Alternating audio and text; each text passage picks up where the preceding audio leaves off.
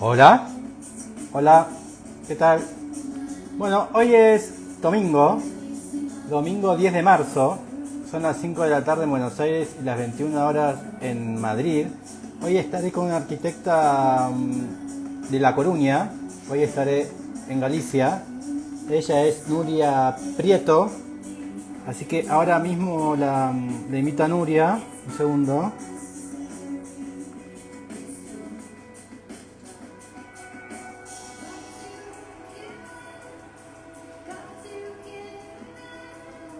Buen día, buenas noches, buenas tardes.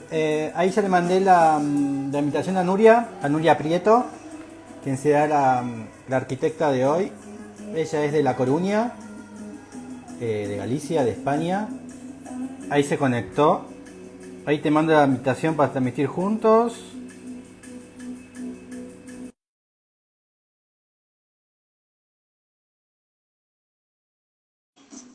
A esa invitación. Eh, Así que ahí vamos a aparecer. Hola, ¿te que elegir Uy, el modo sí, selfie? ahora. Ahí está. Hola, Hola, ¿qué tal? ¿cómo estás? Bien, Me alegro. Estás en La Coruña, ¿no? sí, ¿Qué tal hoy? ¿Cómo estuvo hoy la ciudad? lloviendo a todo lo que podía llover. Ah, mira vos. Así que hoy no saliste. ¿Hiciste día de domingo en casa? Sí, porque era bastante difícil salir hoy, la verdad, con la lluvia. Mirá vos, ¿es temporada de lluvia o es algo raro? Bueno, este año la verdad es que está viniendo el invierno con retraso. Esto normalmente suele suceder en el mes de febrero y este año no sé por qué nos están viniendo todas las lluvias y el granizo en el mes de marzo. Mirá vos. Igual es fresco, ¿no? Galicia, en invierno. Sí, sí, a ver, no, en concreto en Coruña, al ser una ciudad de costa, no llega a hacer un frío de estos de congelar o de nevar, Ah, pero sí que es cierto que, bueno, hace frío. muy bien. Bueno, sos arquitecta. ¿De dónde has estudiado? Yo estudié en Coruña, aquí, y ya me quedé aquí a trabajar y a desarrollar mi carrera profesional. ¿De dónde vienes? Yo soy de Ponferrada, que es una ciudad que está como a unos 200 kilómetros hacia el interior, pertenece a otra comunidad autónoma diferente, no a Galicia, sino a León, Bien. y vine para acá a estudiar porque era lo más cercano y lo que mejor me quedaba. Así que elegiste La Coruña por cercanía, entre Madrid, Barcelona y todas las opciones que tenías. Sí, bueno, y también en parte un poco por vinculación familiar. Mi padre también había estudiado aquí otra carrera diferente y conocíamos la ciudad, era una ciudad de un tamaño adecuado, ni muy grande ni muy pequeña y al mismo tiempo, bueno, pues bastante cómoda, cerca de casa y con muchas posibilidades. Bien. ¿Y dibujás? Princi- Sí, claro. Principalmente. ¿Por qué el dibujo? ¿Por qué te has dedicado al dibujo? Mira, hay una escritora española que falleció hace poco, Almudena Grandes, que decía Sí, que de pequeños todos los niños dibujan, pero en un momento exacto. dado alguien les dice que lo hacen mal y dejan de dibujar, ¿no? Entonces Sí. yo para esas cosas siempre tuve mucha actitud crítica y considero que había que seguir dibujando. Entonces siempre seguí dibujando. Para mí el dibujo es un lenguaje, es como quien habla inglés, quien habla francés o cualquier otro idioma. Y creo que dibujar es importante porque expresa cosas que a lo mejor pues de otra manera no podemos expresar. Es decir, no siempre alcanza el verbo, digamos, las palabras no siempre alcanzan para expresar determinadas cosas. Entonces, Sí, bueno, también. Sí, sí, decime. no digo que desarrollo dibujo de muchos tipos, lo digo porque los estás mostrando. Lo mismo Sí. hago dibujos de viaje que dibujos más de pintura de gran formato de estudio, acuarelas, todo tipo de dibujo. No, iba a decir que también está esta cuestión de, como decías, de los niños, ¿no? Cuando uno capaz que los reta porque el dibujo no salió bien o demás. Y también está esta cuestión de cuando uno es chico, cuando dibuja tal vez hace un dibujo, una representación, y se lo entregas y dices, ay, qué bueno, ¿no? Y como que Mm. capaz que lo que está dibujando no es exactamente igual, ¿no? Y cuando uno va creciendo se da cuenta que capaz que el dibujo no quedó como la realidad. Y eso también te frustra, ¿no? Como diciendo, como tal vez lo abstracto o lo no figurativo no es lo correcto. Entonces Pero también dejas de dibujar por eso. claro, pero tampoco es esa la cuestión, porque no se trata de que el dibujo sea realista. Claro. Obviamente existe el hiperrealismo y a todos nos gusta, pero se trata de que el dibujo sea expresivo. Entonces, hombre, es Mm, cierto que es muy difícil reconocer en un dibujo de un niño si eso no es expresivo de la manera, digamos, madura que puede tener un adulto. sí. Pero la mayor parte del arte contemporáneo, digamos que se fundamenta en lo que transmite el arte y no tanto en que sea idéntico a la realidad. Como digo, obviamente están los pintores figurativos, los hiperrealistas, que son siempre una maravilla y se ve claramente que tienen unas capacidades de reflejar la realidad tal y como es que poca gente alcanza a obtener. Pero muchas veces se trata, sobre todo, por ejemplo, eso se ve mucho con los dibujos de viaje. Se trata de captar la atmósfera del lugar y muchas veces el dibujo lo que hace es eso, captar atmósfera. No se parece Mm. tanto a la realidad, porque a lo mejor tú percibes un espacio como muy pequeño o extremadamente grande cuando estás allí y luego, sin embargo, lo compruebas al llegar a casa, lo compruebas haciendo escala con otras cosas que conoces o mirando en Google Maps y ves que o no era tan grande o no era tan pequeño, pero a ti allí te lo parecía. Lo mismo sucede con el color o con la luz. Hay lugares que la luz o el color que tienen cuando estás allí te parece extremadamente intenso o te parece más oscuro o más cálido de lo que es. Entonces se trata de buscar la expresión personal de ese lugar y no tanto la expresión descriptiva digamos, estandarizada que pueda tener cualquiera que visita ese lugar. ¿Y por qué?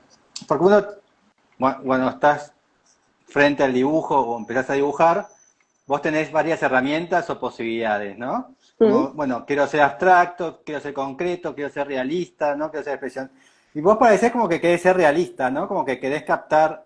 ¿Por qué te interesa, y hablaste del hiperrealismo, por qué te interesa ser realista en el dibujo? No es que, o sea, no exactamente me interesa ser realista, me interesa ser realista con respecto a la expresividad, por ejemplo, en el caso de los retratos, con respecto a la expresividad de Sí, las personas. Es decir, me interesa la expresión, no tanto bien. que el tono de piel, por ejemplo, se corresponda con el tono de piel real. De hecho, eso en el caso de la acuarela es relativamente complejo, porque la acuarela no siempre Mm. te permite, hay que trabajar muy rápido, digamos, no te permite ese tipo de respuesta, ¿no? Entonces me interesa más bien eso. Me interesa porque creo que es la manera de captar algo diferente dentro de ese retrato. Es decir, tú cuando retratas a una persona, de alguna manera, igual que cuando dibujas un edificio, y esto te lo explica cualquiera que te dé clase de dibujo en algún momento, tú lo que haces es memorizar y aprender ese edificio. Hasta que no dibujas algo, Ah, no eres consciente de los detalles de eso. Entonces, esto trasladado a un retrato es muy peculiar porque, sobre todo si te lo encargan, eh, empiezas a memorizar la cara de esa persona, pero la memorizas hasta límites muy como cuando te miras en el espejo por las mañanas, ¿no? Entonces esa memorización hace que poco a poco vayas captando como el espíritu de esa persona o el gesto característico de esa persona si es que la fotografía o la pose que tiene esa persona en ese momento es la suya característica, si no es una pose forzada, si no es una cosa así extraña, ¿no?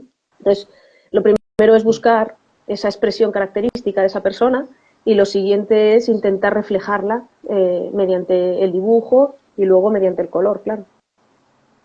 me gusta eso que dijiste, que muchas veces está bueno que vos querés como representar la expresión en forma realista, pero no tal vez el color de la piel, ¿no? Como, Mm. y justa, en palabras generales, ¿no? Y en estos tres casos, de estos tres rostros, me gusta porque lo que acabas de decir, porque hay azules. Y uno en la Mm. casa, en la cara no tiene azul, ¿no? Y vos y repetís el azul en el pelo, ¿no? Acá hay azul. ¿Por qué en este caso, por qué elegís el azul en ese sentido? De bueno, todos sabemos que ninguno de nosotros tenemos algo azul en la cara. ¿Por qué elegiste el Sí, azul? en realidad sí que lo tenemos, no de manera real, pero sí de manera perceptiva. Esto es una cosa muy peculiar que cuando empiezas a pintar, sobre todo sucede más bien con el óleo. La acuarela, como tiene este carácter transparente, es un poco más peculiar. Que empiezas a mirar las cosas de otra manera. Por ejemplo, hay un ejemplo muy claro, es cuando tú pintas un paisaje, que es lo primero que normalmente empiezas a pintar, porque es lo más fácil, o un bodegón, Sí, ¿verdad? las montañas que están al fondo, las montañas, tú piensas, ¿las montañas de qué color son las montañas? Pues serán verdes si tienen árboles o serán grises si son roca. No, no, en realidad cuando tú miras un paisaje y ves las montañas que están alejadas, muy, muy lejos de ti, las montañas son violetas siempre. El ojo las percibe violetas. Vos. De la misma manera, cuando ves un rostro iluminado de una persona, aunque sepamos que el tono de la piel es rosado o es tirando más oscuro, más claro, me da igual el tono de piel que sea, determinados reflejos, cuando estás más o menos bien iluminado, las sombras no son sombras negras nunca, ni son sombras ocres, ni son sombras tierra. Muchas veces las sombras las percibimos sin darnos cuenta como azules o como verdes. Es decir, a la hora de pintar necesitas el apoyo de esos dos tonos para que se vea que existe un tono de luz de alguna manera, como una iluminación secundaria por atrás, que te permite jugar y hacer que esa sombra tenga más volumen, porque las sombras tampoco son planas y conseguir ese volumen es a base de esta serie de matices. Obviamente, si todo el rostro estuviese pintado en tonos azulados o en tonos fríos, transmitiría otra cosa diferente. En este caso está combinado precisamente por eso, porque no buscaba sombras muy oscuras, sino buscaba sombras más o menos adaptadas a la percepción que puedes tener al mirar a alguien que tiene mucha iluminación en la cara, ¿no? Que tienden a ser más bien eso, azuladas. Ya, mira vos, no sabía. Acá tenés los Mm, gestos, ¿no? Acá en este rostro, ahí vemos mm, estos colores azulados. ¿Y por qué el azul, hablaste del azul y verde, ¿no? ¿Y por qué vos mm. vas al azul y no el verde? ¿Qué ves en el azul Eh, que no en el verde? Vamos a ver, el verde normalmente, cuando pintas, suele haber muy poca gama de verde en general, o por lo menos como yo aprendí a pintar. Yo aprendí a pintar con lo que se llama la paleta valenciana, porque el pintor con el que yo aprendí a pintar fue discípulo de, a su vez, un discípulo de Sorolla, ¿no? Entonces estas cosas se van heredando de unos a Ah, otros, con lo cual la sí. paleta, que básicamente la paleta es los colores que tú eliges tener en óleo, que no los tienes todos, tienes solamente los que eliges, y la posición de los colores en la paleta. Claro, al heredar esa visión con paleta valenciana, para mí existe solamente un verde en la paleta, pero existen dos azules. Entonces, los Ok. azules, es decir, en mi aprendizaje, el azul Él, ¿no? siempre me ha permitido, sí, es decir, bueno, yo aprendí a pintar con Nicolás Solana, que fue, como digo, discípulo del aprendiz de Sorolla, porque hay una diferencia de años Ah, bastante grande. Sorolla, finales del siglo XIX, y Nicolás Solana es desde los años 50 hasta los 2000, ¿no? Entonces hay una generación de por medio. Como decía, yo pinto con un solo verde y con dos azules dentro de mi paleta. Claro, yo esto lo aprendí con el óleo, a pintar así. Los azules siempre me han dado más juego a la hora de combinar. Yo el azul lo combino con el ocre, lo combino con los tierras. Por ejemplo, también juego con dos tierras y nunca utilizo el negro. Eso es muy característico de la paleta valenciana, que no usa el negro, ¿no? Entonces, al sí, es trasladar esto a verdad. la acuarela, la acuarela tiene un lenguaje completamente diferente en términos artísticos, pero al trasladarlo a la acuarela lo hago igual. O sea, yo en acuarela no tengo una formación de decir sigo la línea de tal pintor, sino que lo que hice fue seguir la misma línea de la paleta valenciana cuando estaba pintando, ¿no? Entonces, por eso, en mis acuarelas solamente tengo un verde y tengo como dos o tres azules. Normalmente tengo dos, lo que pasa es que dependiendo de la casa en la que compres las acuarelas, muchas veces te los cambian y necesitas tener tres azules en vez de azul. Da muchísimo juego en ese sentido. ¿Y en óleo también trabajás? En óleo, hace mucho tiempo que no pinto en óleo, por una cuestión práctica meramente, que es el olor. O sea, el óleo no solamente huele mucho, sino que además mancha. En el momento que cae el Sí. aceite al suelo, genera unas manchas como las de los chicles. Esa es un poco tal. Entonces, claro, yo pinto en el estudio en el que estoy, porque estamos en un coworking, entonces tengo un espacio que me permite pintar, sobre todo los fines de semana, cuando no hay más gente para molestarles. Y en vez de utilizar óleo, lo que utilizo es acrílico, que es lo más parecido al óleo, pero no Sí. huele. Y además se utiliza, bueno, con agua en lugar de con aguarrás y con aceite de linaza. La peculiaridad que tiene el acrílico en este caso es que no brilla, es más bien mate, más que el óleo. El óleo lógicamente brilla por los Mm. aceites, pero bueno, lo que es a la hora de la técnica es relativamente similar e incluso me permite experimentar. Por ejemplo, el último cuadro que estoy haciendo, estoy intentando licuarlo y los efectos que estoy consiguiendo al tener por detrás lo que hago es poner por detrás un plástico, de tal manera que no sea Ah, poroso. Entonces me permite conseguir efectos similares a la acuarela o a la tinta china. Es decir, estoy intentando como diluir el acrílico para conseguir esto. O sea, quiero decir, son chorradas, son investigaciones, son tonterías. Es sí, decir, yo sí. estoy probando, probando, hasta que encuentro algo que me resulta interesante. Claro, porque en realidad el acrílico es mucho más parecido a la acuarela, ¿no? Porque trabaja como por agua, ¿no? En cambio, el óleo es más por superficie, por cantidad, ¿no? Por Realmente, agregación. realmente no, realmente se parece más al óleo porque es una pasta. La cosa está en que tú la Sí, puedes diluir más con el agua, entonces por eso sí que ahí sí que tiene cierto parecido con la acuarela, pero también el óleo se puede diluir con el sí. aceite, incluso con el aguarrás. Si mezclas el óleo con el aguarrás te hace una cosa parecida a la acuarela. De hecho, bueno, lo primero Ah, que haces claro. cuando vas a pintar es hacer lo que se llama la mancha, que básicamente consiste en una versión muy licuada, digamos, de los tonos que va a llevar el cuadro y después ya en pastas, ¿no? Entonces, el acrílico te permite hacer eso. Yo lo que estoy intentando hacer a base de pruebas y de historias es intentar acercar el acrílico a la acuarela a base de licuarlo o de utilizar acrílicos de diferentes casas. Cada uno tiene su consistencia. Los que son mejores se parecen más al óleo, los que son peores se parecen más a la pintura de pintar muebles, pero bueno, todo se puede ir cuadrando hasta que consigues algo que te interesa. ¿Y por qué si estás tan como metida o tan interesada, ¿no? O tanto trabajo en la pintura, ¿por qué estudiaste arquitectura y no estudiaste artes visuales? ¿O por qué la arquitectura? ¿Cómo fue ese? ¿O por qué ahora estás pasada directamente al arte y la arquitectura está dejada a un lado? ¿Qué relación hay Eh, ahí? No, no, o sea, mi principal actividad es la arquitectura. Esto del dibujo es una actividad secundaria que yo hago por las noches Ah, o en mi tiempo libre. Sí, sí, sí. Yo esto lo haces fundamentalmente, solamente en las noches? ¿Todo esto? y los fines de semana. Sí, ¡Wow! ¡Qué trabajo! sí, sí, sí, no. Mirá El vos. resto del tiempo, todo mi día va dedicado. Ahora tengo dos proyectos de vivienda que estoy con ellos, otro proyecto de reforma. O sea, estoy haciendo proyectos de otro local comercial. O sea, cosas muy normales, muy de arquitecto normal. O sea, no. Y también escribo y doy clases. O sea, hago cosas de arquitecta a arquitecta. La cosa es, Porque sos doctorada yo siempre tuve, también. Por eso te preguntaba, porque también sos doctorada en arquitectura. claro, la cosa es que cuando, a ver, yo siempre a lo largo de toda mi vida he tenido muchas inquietudes, pero siempre el arte era la inquietud principal. También por otra parte se daba el caso de que yo como estudiante, pues siempre me decían que era muy buena estudiante, con lo cual el enfoque desde el instituto, desde el colegio siempre era hacia una carrera técnica, una carrera para poder aprovechar todas tus capacidades, no era lo que te decían en aquel momento. Hablando en casa, con la familia también, pues claro, yo tenía que tomar una decisión y la arquitectura siempre me gustó. En mi casa mis padres siempre eran de, si vamos a un lugar, vamos a ver qué edificios hay que ver, porque les gustaba, o sea, no. Entonces, siempre la arquitectura estuvo muy presente en mi vida. Mi primer encuentro con la arquitectura fue en el Museo de Moneo, el de Mérida, porque fui Sí, corriendo el mirando el romano. edificio, me quedé un poco alucinada, tropecé, me caí al suelo y me salió un chichón. Cuando era muy pequeña, debía tener yo 6 años o algo así.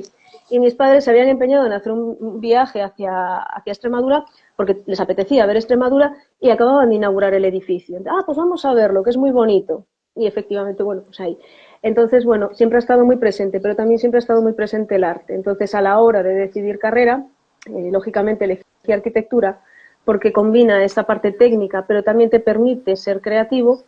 Y descubrí, aunque ya sabía que existía, que en primero de carrera existía una asignatura de dibujo que era bastante importante. Entonces yo dije, bueno, a mí el dibujo siempre me ha gustado. Bueno, es una carrera que me permite explorar esta vía por el dibujo arquitectónico, pero también por cualquier otro tipo de dibujo.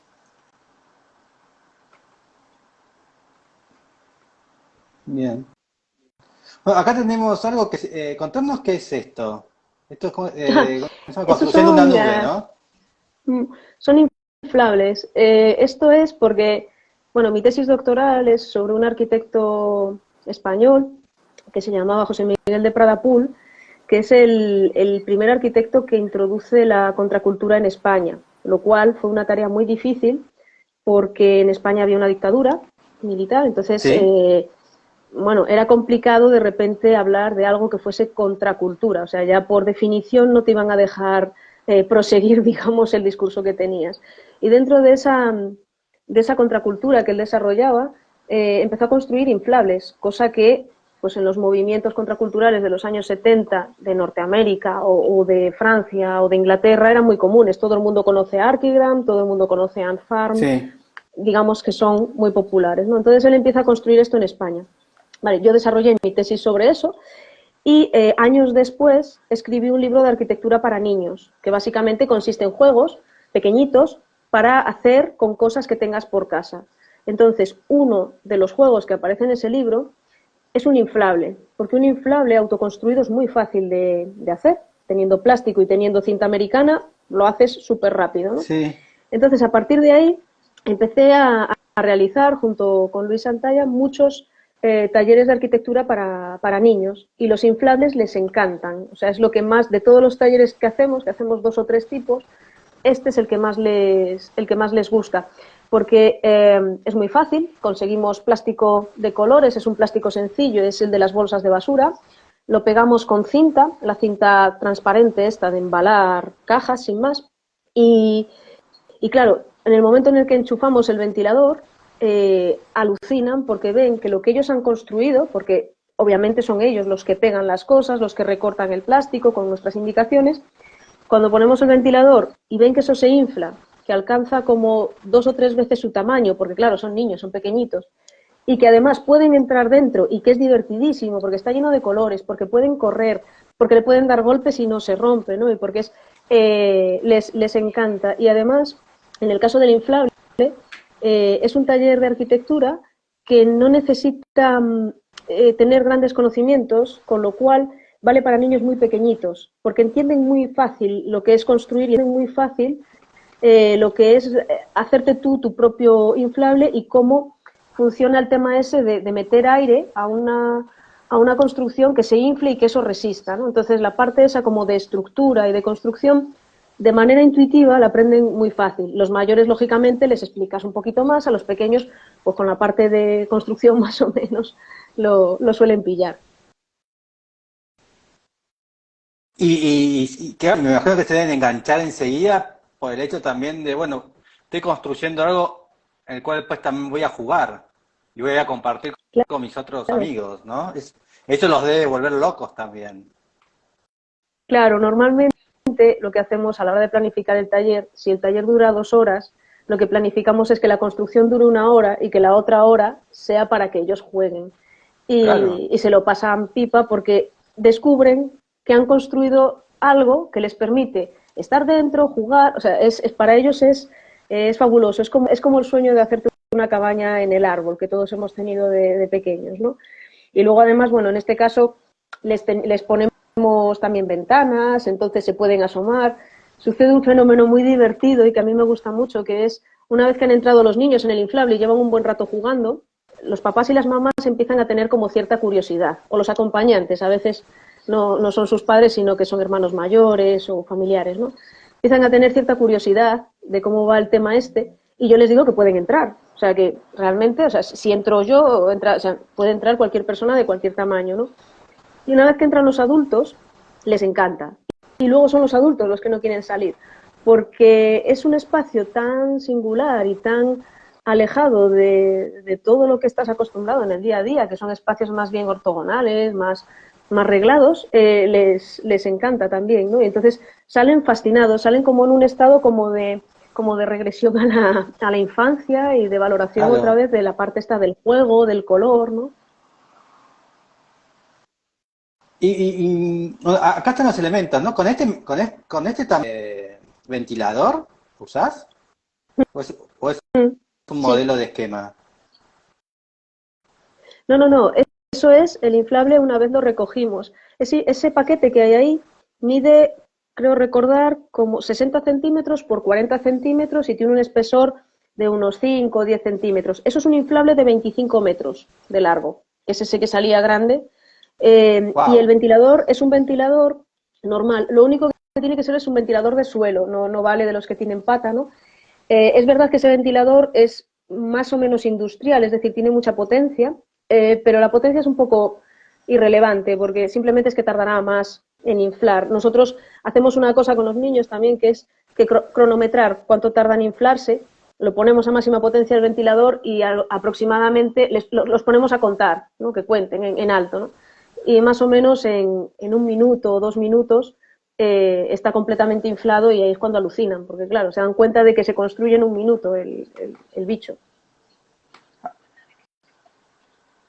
Así que los mismos padres que asistieron a la lo pueden replicar en sus casas tranquilamente.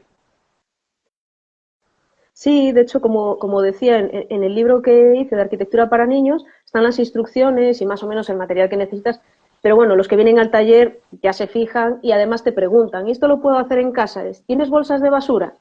Pues sí, ¿y bolsas del supermercado? Pues también. Pues mira, las pegas y tal. Incluso el primero que hice de este tipo, lo hice levantándolo con un secador de pelo.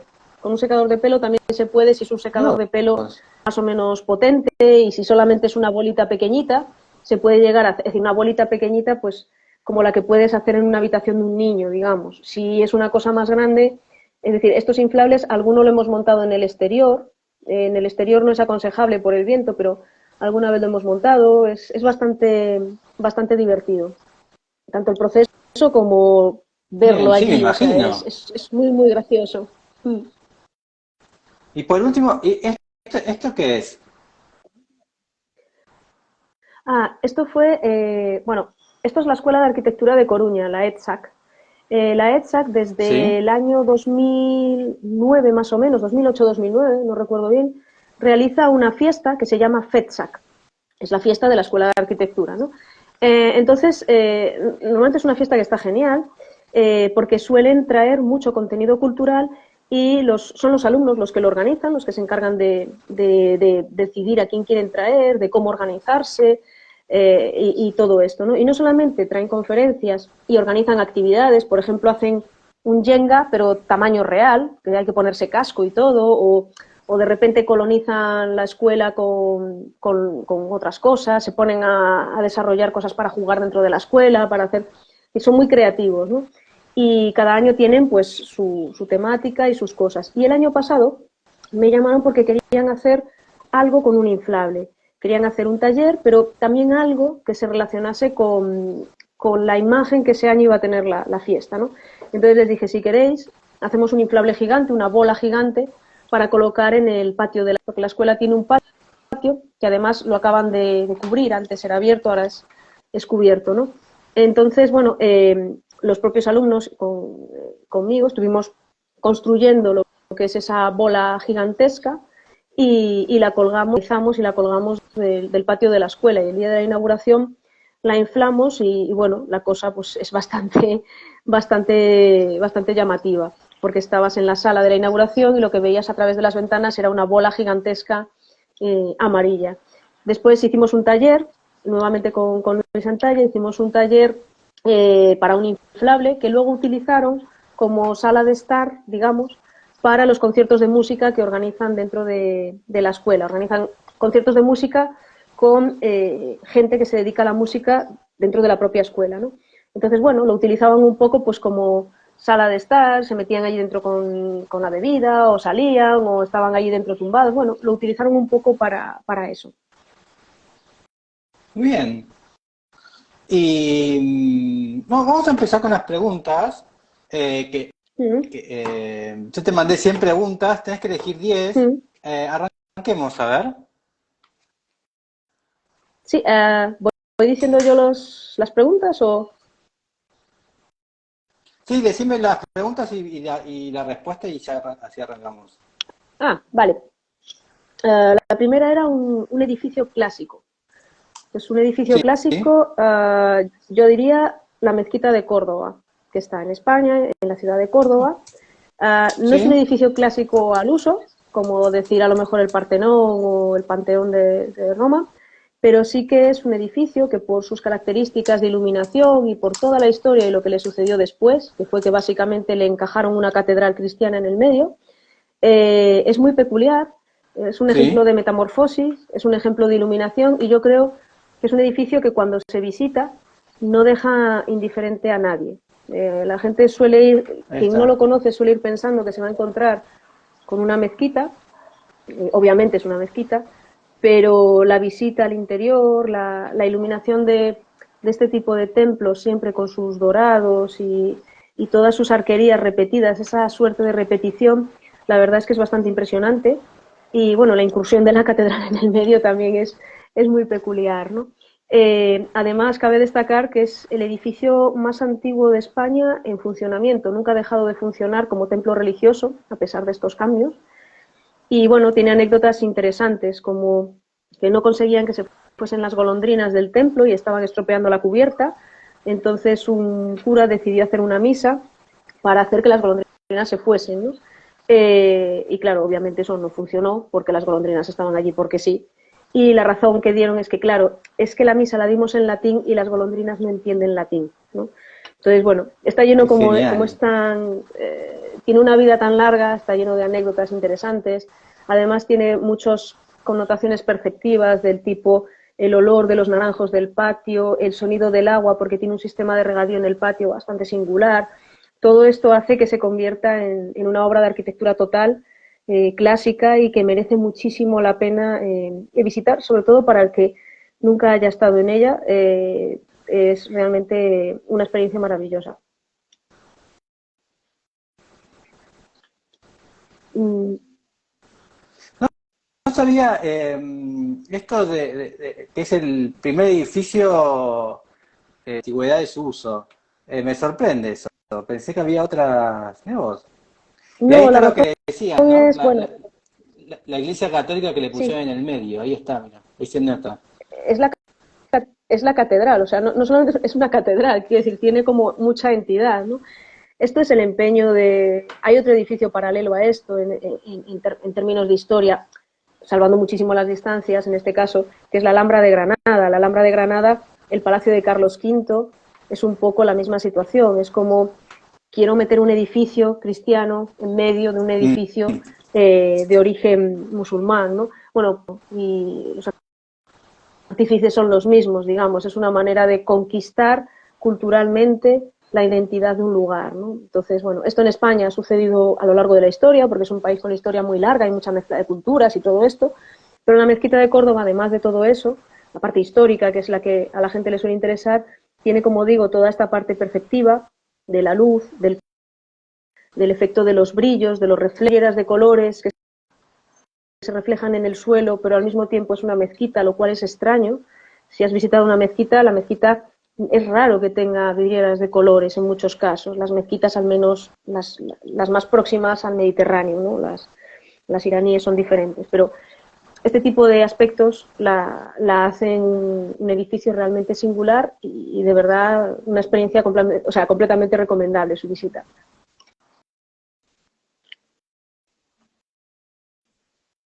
Y además, no estuve en Córdoba yo, pero además también me parece como que los lenguajes árabes y católicos se van conectando, porque incluso adentro de la iglesia eh, mantiene esta cuestión de los arcos, ¿no?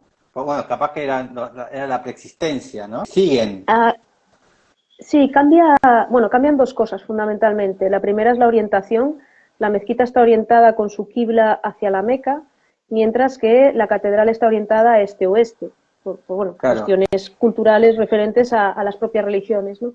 Lo que sí que se nota, es decir, obviamente dejan los arcos de la mezquita como una construcción, pero lo que sí que se nota es un salto de escala, que es un poquito lo que te sorprende cuando la visitas, porque la catedral lo que hace es un enorme agujero, digamos, como si una inserción enorme dentro de la mezquita, pero al mismo tiempo permite la penetración de mucha luz muy blanca, mientras que la mezquita tiene una iluminación un poco Mm. más oscura, más basada en los brillos y en los reflejos, precisamente para resaltar la quibla, ¿no? Que es el sitio dorado donde se encuentra el enfoque de la oración, ¿no? Eso es lo que más destaca. Luego sí que es cierto que hay una serie de concesiones, parece al menos. Las mezquitas, lógicamente, no tienen bancos, pero las catedrales sí, ¿no? Entonces, la posición de los Sí. bancos de la catedral y todo esto es como bastante peculiar. El coro es muy grande con respecto a lo que es el espacio de oración.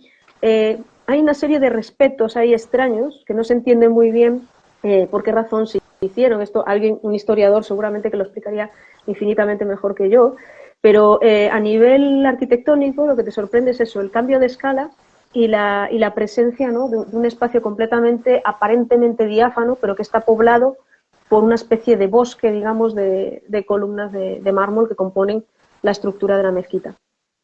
Sí, ahí estamos viendo interiores, ¿no? Mm. Sí, es Sí, es fabuloso, como digo. Además, impresionante. las fotografías realmente no llegan a captar el espacio, porque claro, lo interesante de estos espacios repetitivos es moverte en ellos y ver que la parte discordante eres tú y no el espacio, porque el espacio se repite, pero tú eres irregular y las personas se mueven de manera irregular, ¿no? Entonces esto es lo Mm. interesante de esa clase de espacios. ¿De qué siglo es la mezquita? La primera. A ver si me acuerdo No quiero meter la pata, porque a lo Eh, mejor meto la pata, porque no tengo acá, mucho recuerdo, en pero yo diría que del leo 600, sí, mejor. estoy en Wikipedia. Estoy en Wikipedia. Dice historia del edificio, fundación 786 y la 700. construcción Vale, empezó en el 780. vale, yo le echaba sobre el 600, vale, es del 700 y pico, sí, sí, efectivamente. 700, pero no sé si es la catedral o la mezquita. No, no, no, no, es la mezquita porque coincide con el Ah, tiempo en el que los de los ocho musulmanes siglos. estuvieron en la península. Claro, Bien. coincide con esa época y la catedral Eh, además es una catedral barroca, con lo cual es bastante posterior. por eso. Así Mm. que, mira vos. Y la Alhambra también es de la misma época. La Alhambra La es Alhambra contemporánea, ¿no? sí, Vamos más a o menos, Wikipedia. incluso yo diría que es un poquito posterior, pero la Alhambra básicamente empezó siendo, bueno, tengo un amigo que es guía de la Alhambra, con lo cual si me escucha hablar va a decir, eso no es así, esto tampoco, pero la Alhambra empezó siendo la Alcazaba únicamente como un elemento Sí, defensivo y luego se fueron construyendo sus palacios. Obviamente la Alhambra es otra visita obligada, está en Granada, está muy cerca de Córdoba, eh, digamos que son ciudades como muy hermanadas culturalmente en ese sentido. Para los que no estamos próximos a esa cultura, porque Coruña y el norte en general es muy diferente de todo aquello, pero para los que no estamos, como digo, tan, no, tan llenos de esa cultura, nos impresiona muchísimo y realmente es que es un orgullo tener esta clase de edificios tan cerca y poder visitarlos, ¿no? Porque la Alhambra, por ejemplo, solamente estar en uno de cualquiera de sus palacios, en cualquier espacio, la impresión es, te das cuenta de la importancia de los detalles en la arquitectura, de la perfección, de que el sí. movimiento del agua no es un gesto sin más, sino que el movimiento del agua se hace por una determinada razón, que el hecho de entrar en una sala y que la persona que está en la sala, tú no le ves la cara porque está a contraluz, eso es un gesto, o sea, es algo que se hace a propósito para que tú no le veas la cara al sultán o al gobernante de ese momento, sin embargo que él sí te vea con toda la luz quién eres tú, ¿no? O la presencia, como digo, del agua absolutamente en todas las salas, o el hecho de que la Alhambra tiene en sus capiteles uniones con plomo porque ya sabían que era una zona sísmica y eso permite que si se produce un movimiento el edificio no Ah, se venga abajo, ¿no? Sí, sí, mira vos. tiene cosas, aspectos muy, muy peculiares. Muy Son tecnológicos también, ¿no? Como para el tiempo. ambas, sí, tanto la Alhambra como la Mezquita de Córdoba son fuentes de conocimiento, yo creo, inagotables dentro de nuestra cultura. O sea, son edificios que puedes visitar y cada vez que los visites aprenderás algo nuevo, sin duda, o te fijarás en algo diferente, ¿no? Es una cosa Bien. bastante sorprendente. Eh, Mm. sí, ahí en Wikipedia no dice la fecha exacta, pero sí dice que en el 756 hubo los primeros movimientos en la Alhambra. Claro, a ver, la posición natural de la Alhambra está sobre una especie de meseta y controla todo el valle de la Sí, ciudad. Es una posición lógica para instalarse si quieres controlar una ciudad, ¿no? Y coincide además, es como un portaaviones, realmente la punta de la Alhambra es una alcazaba, o sea, es un castillo defensivo, la alcazaba, que permite controlar hacia abajo las vistas desde allí y el atardecer desde allí son impresionantes y además hacen referencia a su nombre. Alhambra significa el rojo, es decir, el color Sí. rojo con el que se ve los muros de la Alhambra cuando atardece, hacen referencia a su propio nombre, ¿no? Después fue, esto no sé si es una bestialidad lo que voy a decir, pero después fue Palacio Real, como Palacio Real de Verano, o estoy diciendo una barbaridad. No exactamente, es decir, la Alhambra, después Carlos V introdujo el famoso Palacio de Carlos V, que es esta pieza completamente cuadrada con un círculo en el centro, y sí que es verdad que ese ¿Sí? edificio después se utilizó para muchas cosas una vez expulsaron a todo el dominio musulmán de la península, ¿no? Entonces, bueno, ahí sí que hubo varios cambios de manos. Yo la historia detallada no la conozco porque eso, como digo, es más bien cosa de historiadores o gente especializada. Lo que sí Ah, sé pero es que en años... hubo un cambio, después lo usó la realeza española, castellana en realidad. Yo diría que sí, que en algún momento seguramente lo usaron porque Carlos V se obsesionó con este palacio como intentando hacerlo nuevamente cristiano, ¿no? Ese cambio. Claro. Lo que sí que sé es que en años recientes se fundó el Patronato de la Alhambra como una intención por proteger el monumento de una manera más, bueno, más cuidada y que el patronato es un poco el que ha estado detrás de que no se estropee el edificio en muchos casos. Como digo, es una historia muy compleja la de este edificio, la gente especializada en ello sabe muy bien Claro. los detalles y sabe muy bien todo lo que ha Bien. sucedido, pero bueno, es fabuloso. Ahora mismo hay un parador de turismo también dentro de la Alhambra, que es histórico y que es un lugar fascinante también. Te puedes quedar a dormir dentro de ellas. Bien. Vamos a la próxima pregunta que has Sí. elegido.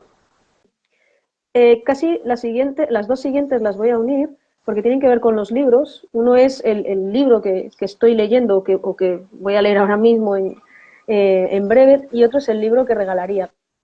El libro yo ahora mismo estoy Bien. leyendo un libro sobre Carlo Scarpa en Japón, que trata básicamente Ah, de la influencia en la obra de Carlos Carpa, de sus viajes a Japón.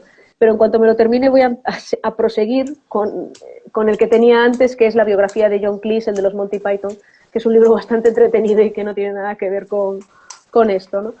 Eh, y el libro que regalaría es un libro que leí el año pasado, es el de Éramos unos críos de Patti Smith, que narra sus orígenes en Manhattan y su relación con Robert Mapplethorpe. Entonces, mm, me parece interesante para regalar porque es un libro que habla mucho sobre, en primer lugar, sobre la amistad y en segundo lugar, sobre cómo se generan las redes creativas y cómo entre unos y otros, si eres creativo, aunque te dediques a diferentes disciplinas, puedes llegar a generar una serie de inercias, digamos, o de relaciones que permiten que este, unos y otros vayan saliendo adelante. Es un libro fabuloso, está muy bien escrito. Además, ella escribe como con mucha humildad, pero con mucha verdad también. Habla de lo difícil que es sobrevivir en Manhattan, sobre todo en la época en la que ellos vivían en Manhattan, de la importancia de la ajá, fotografía, de la importancia del arte, de la música, de los personajes que habitaban el Hotel Chelsea, que es un auténtico nido cultural bestial para aquella época, ¿no? Entonces este es un libro que para mí, siempre que puedo lo regalo, porque me parece lo mismo que la gente suele decir que el libro de Hitchcock según Truffaut es un libro de arquitectura en realidad, porque habla de la creatividad y estas cosas. Yo creo que el de Éramos unos críos de Patti Smith, creo que también habla sobre eso mismo. Y creo que también es muy útil en arquitectura, porque explica muchas cosas que sí que están presentes en nuestra profesión. bien. Alex, ¿cuál es el otro que hablaste? ¿De Sex Pistols? No, ¿de quién hablaste? ¿De otro libro? No, estaba hablando de Patti Smith, que es la autora de este libro, del Éramos unos críos, pero decía que ¿Y yo el estoy anterior que terminando habías dicho? el de Carlos, sí, estoy terminando el de Carlos Scarpa en Japón y en cuanto lo termine voy a seguir, porque ya lo tenía empezado, con la biografía de John Cleese, el de los Monty Python, que es, bueno, es un libro Ah, bastante desternillante e interesante. Entonces, bueno, es como un libro flojito y bastante ameno. No tiene nada que ver con arquitectura, pero sí que cuenta anécdotas de una vida bastante peculiar, ¿no? y porque los dos son como medio punk. ¿Tuviste un pasado medio punk de Yo, música? ah, Sí. no, no, no exactamente. Ah, No, escucho mucho de todo. No soy muy ortodoxa con la música y además tiendo a no seguir las corrientes habituales de la gente con la música. Y, y, Entonces, bueno, escucho un poco y lo a que me los dos, parece. y a estos dos libros que estás escuchando que estás leyendo, ¿escuchás su música o lo estás, o son dos cosas separadas? ¿Los lees porque te gustan No, como son músicos o? no, en el caso, bueno, en el caso de John Cleese, lógicamente es porque me hace mucha gracia los Monty Python y es el que más relata los orígenes de ese grupo cómico, ¿no? En el caso de Patti Smith, me lo habían recomendado hacía muchos años, pero no me había llamado la atención. Pero después di con él en un momento dado, era muy barato y dije, me lo voy a comprar porque me coincidió una época que tenía que hacer bastantes viajes y dije, bueno, para leer en el avión puede estar bien. Y sí que me interesaba, no solamente ella, sino lo que más me interesaba era que describía el Hotel Chelsea y lo que sucedía en el Hotel Chelsea. Mm, Porque sí que es verdad que algunos de los protagonistas que estaban en ese hotel sí me interesan mucho. Por ejemplo, Bob Dylan o, por ejemplo, este Dylan Thomas, que falleció allí.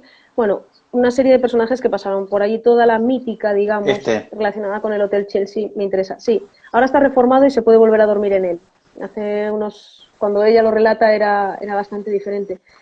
Relata cómo sí, sí, conoció, por ejemplo, no era allí este lujo de ahora. no, era todo lo contrario. Relata cómo conoció a Salvador Dalí allí, cómo conoció también a Jimi Hendrix, a quién más, ay, ahora no me sale el nombre, bueno, a un montón de personajes, bueno, de aquel momento, es decir, cualquiera que era alguien en Manhattan estaba en el, bueno, Andy Warhol, por supuesto, cualquiera que era un poquito Sí. alguien dentro del mundo de la cultura estaba por allí. También relata cómo Allen Ginsberg era habitual del Chelsea también, solo de visita, ¿no? Entonces, a mí me interesaba cómo funcionaba eso como una especie de lugar improvisado donde hacer intercambios culturales de una manera como muy orgánica, digamos, muy natural. No es que se lo propusieran, sino que quedaban allí en el bar que había debajo, se llamaba El Quijote, quedaban para cenar o para tomar algo, o simplemente pasabas por allí y te podías encontrar a cualquier.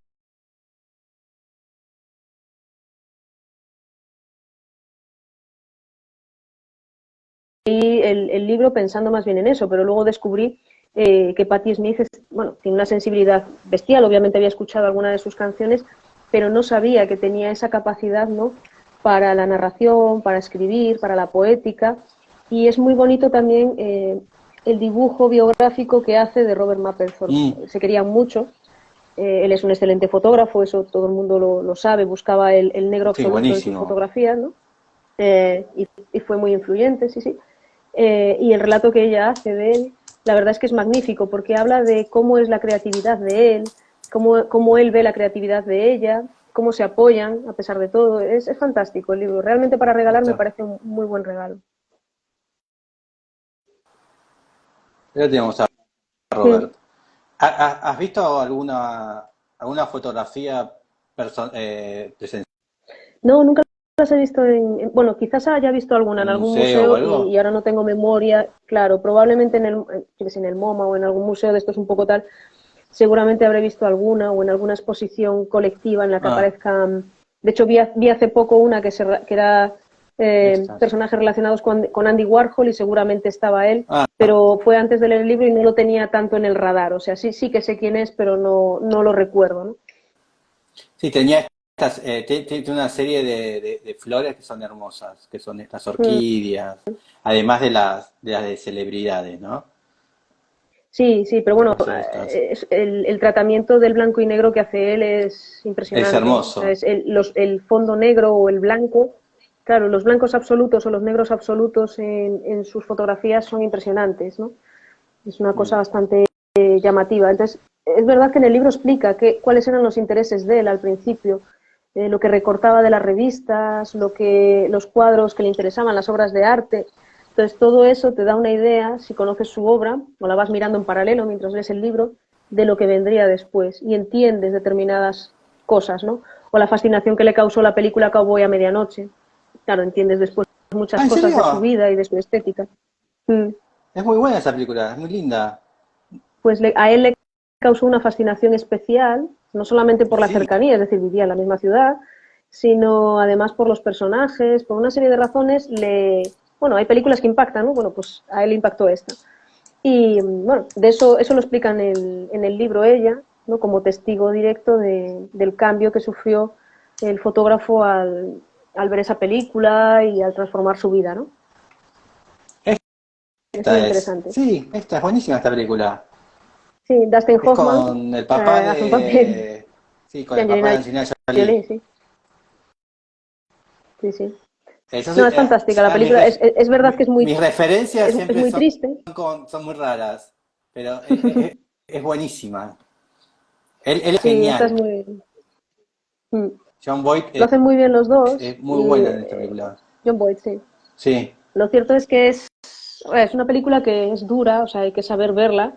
No es una película para pasar el rato, pero es fabulosa y tiene una banda sonora también bastante notable, ¿no? Entonces, es sí. lógico que en aquel momento, si vemos el panorama cinematográfico que podía haber en aquel momento, que esta película impresionara por lo diferente que era, ¿no?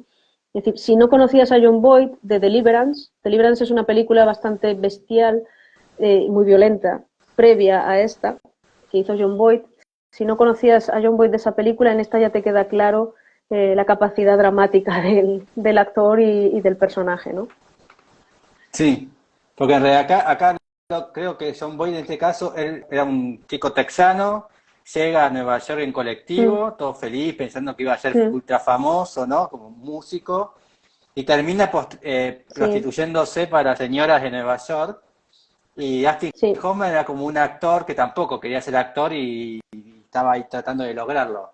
Entonces era No, y como además esa estaba situación de enfermo, estos dos sí. jóvenes Mm, que estaban queriendo ganarse la Nueva York, ¿no? exactamente. Eh, Así que bueno, pasemos ay, ¿cuál es la anterior, la de John Boy que dijiste? Anterior que te Ah, había la otra gustado. es, mira, la otra película, bueno, no es que me haya gustado, es recomendable, pero yo es una película que recomiendo con todo el cuidado del mundo. La recomiendo porque fue muy influyente para Tarantino. Y me acabo de leer también su biografía hace relativamente poco. Es Deliverance. En español se llamó eh, Respuesta o algo así, pero bueno, todo el mundo la conoce por el nombre en inglés, Deliverance. Son tres Me la chicos que van de busco. acampada al campo y les pasan cosas. A ver si la Pero bueno, vi. Deliverance. sí, Deliverance. Es una peli bastante dura. Luego se ha hecho mucha parodia de ella. Se hizo bastante. En Los Simpson incluso sale una parodia de esa película. Pero bueno, es una película dura de ver. Tarantino la referencia como una película influyente que además él debió de ver con 5 o 6 años, lo cual para un niño de 5 y 6 años no es adecuada ni mucho menos. Pero sí que es verdad que nuevamente, por el contraste con respecto a las películas que se podían estar estrenando en ese momento, te tenía que impresionar. Mira vos. Ahí la estoy creo que a ver si la encuentro. Eh, no la estoy viendo.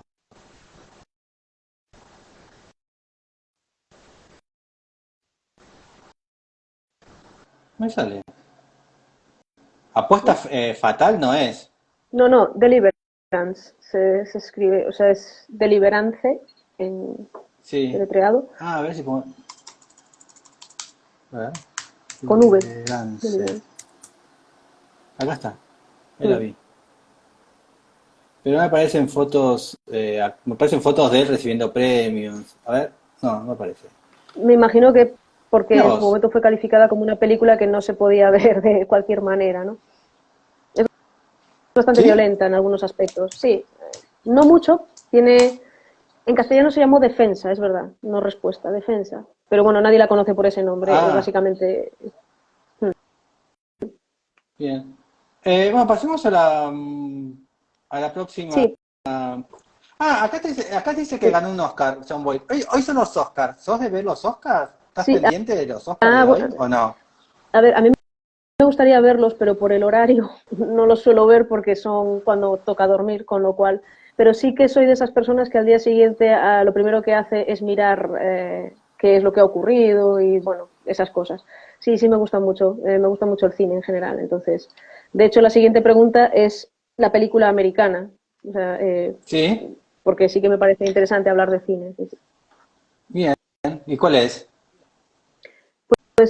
Bueno, yo normalmente veo cine de muchos países, no solamente cine americano, pero si tengo que elegir una película americana, aunque me cuesta porque me gustan muchas, elegiría After Hours. After Hours de Martin Scorsese. En castellano se llamó Joque Noche. Pues que en castellano, el que le Sí. pone los títulos en España a las películas, no sé muy bien. Ah, hay que Bueno, After matarlo. Hours, Hay que sí. ma- hay- acá hay un chiste, acá existe un chiste macanudo que es de Ricardo Siri, no sé si lo llegaste a conocer una vez, que hace tiras cómicas, y uno de estos personajes es el señor que pone los nombres de las películas. Tal Entonces, cual, es terrible. eh, entonces el chiste es cómo el señor se le ocurrió tal nombre. Son buenísimos. Y es verdad que el español siempre es el fatal, siempre es como el que la Claro, pea, es el que que la pea peor.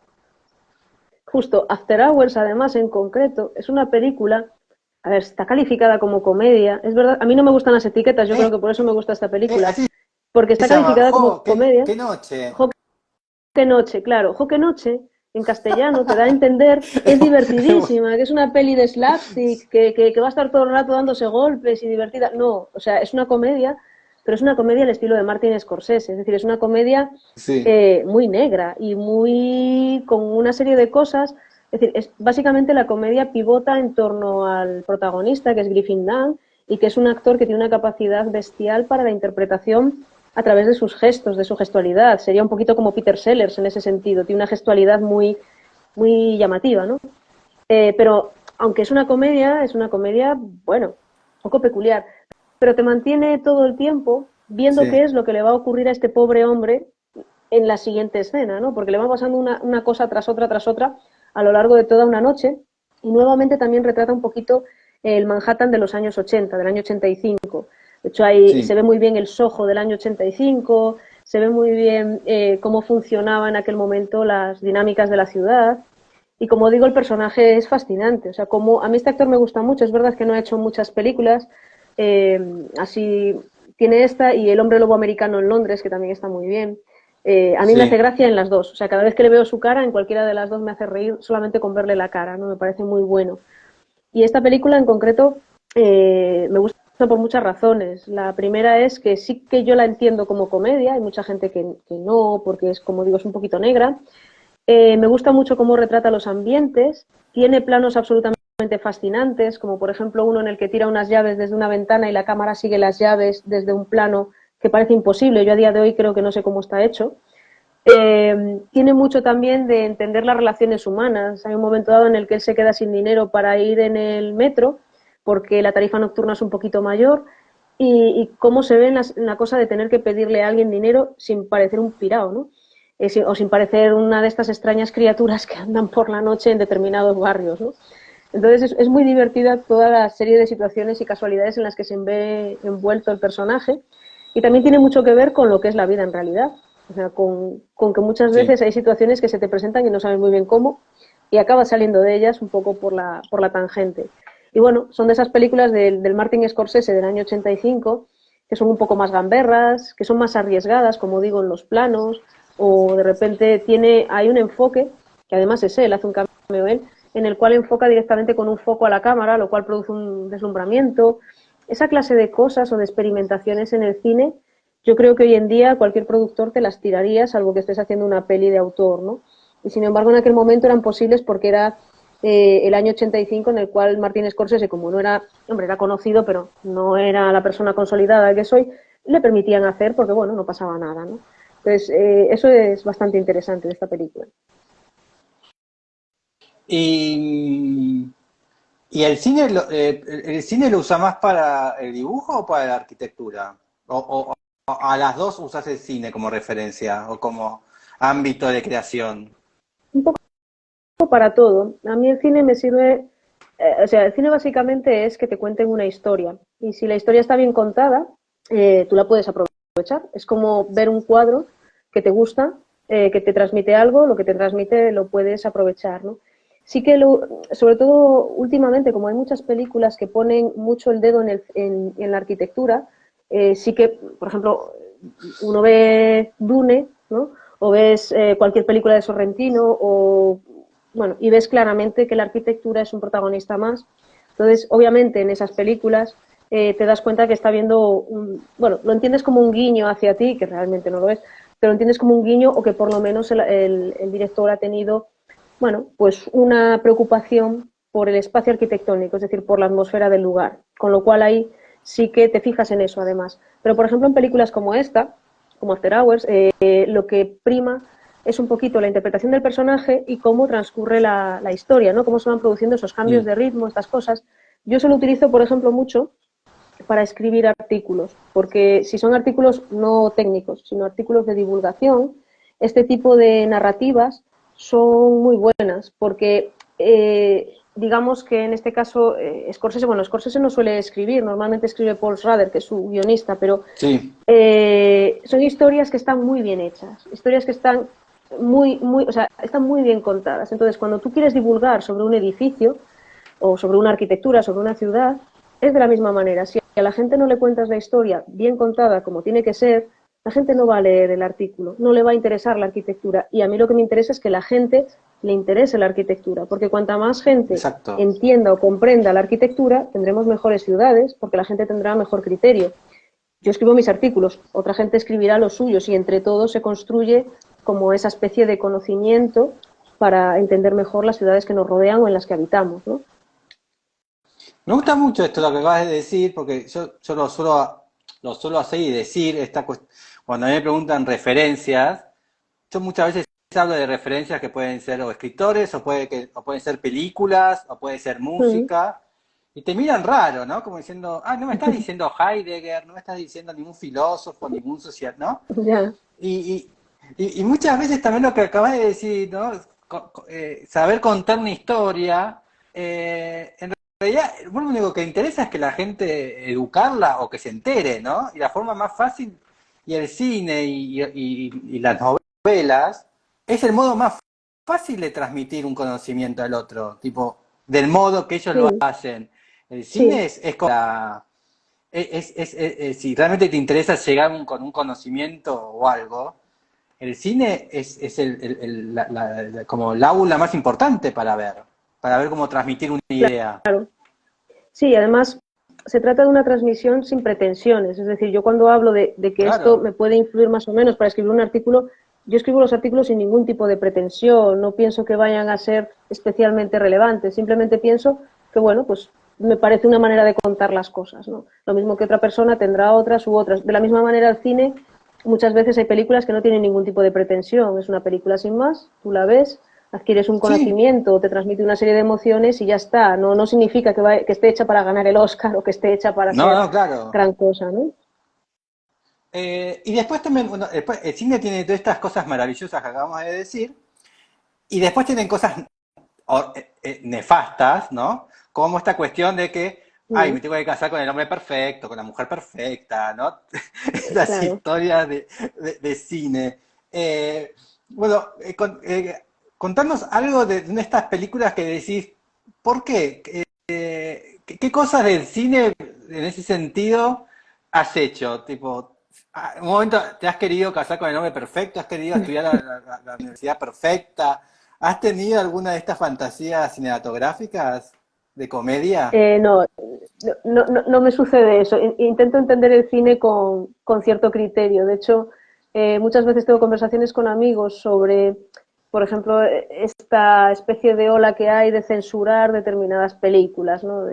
Películas de cine antiguo, ¿no? Censurar, yo qué sé, Lo que el viento se llevó porque de repente cuenta la historia americana desde el punto de vista del sur, ¿no? O cosas así. Yo Sí, creo que no hay que censurar esas cosas, porque si no tampoco veríamos determinado cine. Lo que hay que hacer es verlo con criterio.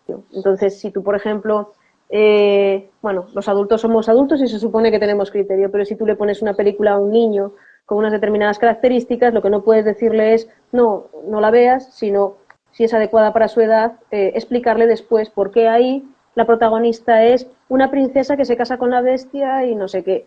Pues lo tienes que explicar, ¿no? claro. Porque el niño probablemente no tenga criterio todavía, ¿no? Pues esto es un poco así. Yo creo que el criterio Primero es la educación que te dan tus padres, lógicamente, tu familia, la educación que te dan en el colegio, pero por otra parte la educación que te vas haciendo tú. A mí, en ese sentido, no he tenido ningún tipo de cosas de estas. Quizás la única identidad ha sido con Kill Bill, que me siento identificada muchas veces por esa cosa de, ay, este me ha hecho no sé qué, me lo cargaría, ¿no? Pero es de broma, no, en ningún momento es Bien. real, porque sabes Sí, que claro. todas las situaciones que están en el cine no son reales, ¿no? En la lista negra, ¿no? Bueno, uno siempre marca una lista negra en secreto. Claro, me refiero, o sea, Kill Bill tiene este punto fantasioso, te das cuenta todo el rato que es fantasía, o sea, no, y al mismo Sí. tiempo tiene ese punto de que te tocan determinados puntos porque todos hemos tenido determinados sentimientos que aparecen en esa película, ¿no? Por eso te identificas Y el con los humor, sobre personajes, todo, ¿no? ¿no? Claro, es un humor muy limpio, muy claro, bastante inteligente además, está bien. Bien. ¿Te gusta? Mm. Sos de ver muchas películas de Tarantino, ¿no? Porque leíste la biografía recién Bueno, y lo nombrás ahora, nombrás, ¿te gusta a ver, Tarantino? hay determinados. No, bueno, Tarantino lo nombro bastante a veces porque me parece que es como el que conoce todo el mundo y es fácil de entender para determinadas cosas, ¿no? Y también porque es un cineasta que tiene muy pocas películas, con lo cual es muy fácil que las hayas visto todas. Además, todas han sido grandes películas que Taquilleras. las han echado, sí, o sea, las han puesto 1000 veces en el cine, 1000 veces en la televisión, las has podido ver muchas veces, ¿no? Pero, o sea, y lo nombro por eso, pero a mí me gusta mucho Scorsese, me gusta mucho Sorrentino, me gusta mucho Almodóvar, Ah, es decir, sí que me gustan mucho diferentes directores y no tiene, incluso a veces me gustan películas que no recuerdo el director directamente, pero que han sido películas que sí que me han marcado, que me han gustado mucho, no tiene que ver, pero sí que es verdad que Tarantino es de los más fáciles para hacer explicaciones de algunas cosas o para que todo el mundo entienda de qué estás hablando. bien. Vamos a la próxima pregunta. Hmm. La siguiente pregunta era, bueno, puedo hacer las dos siguientes juntas porque son un edificio, uno sería un edificio en Barcelona y otro sería un edificio en Berlín.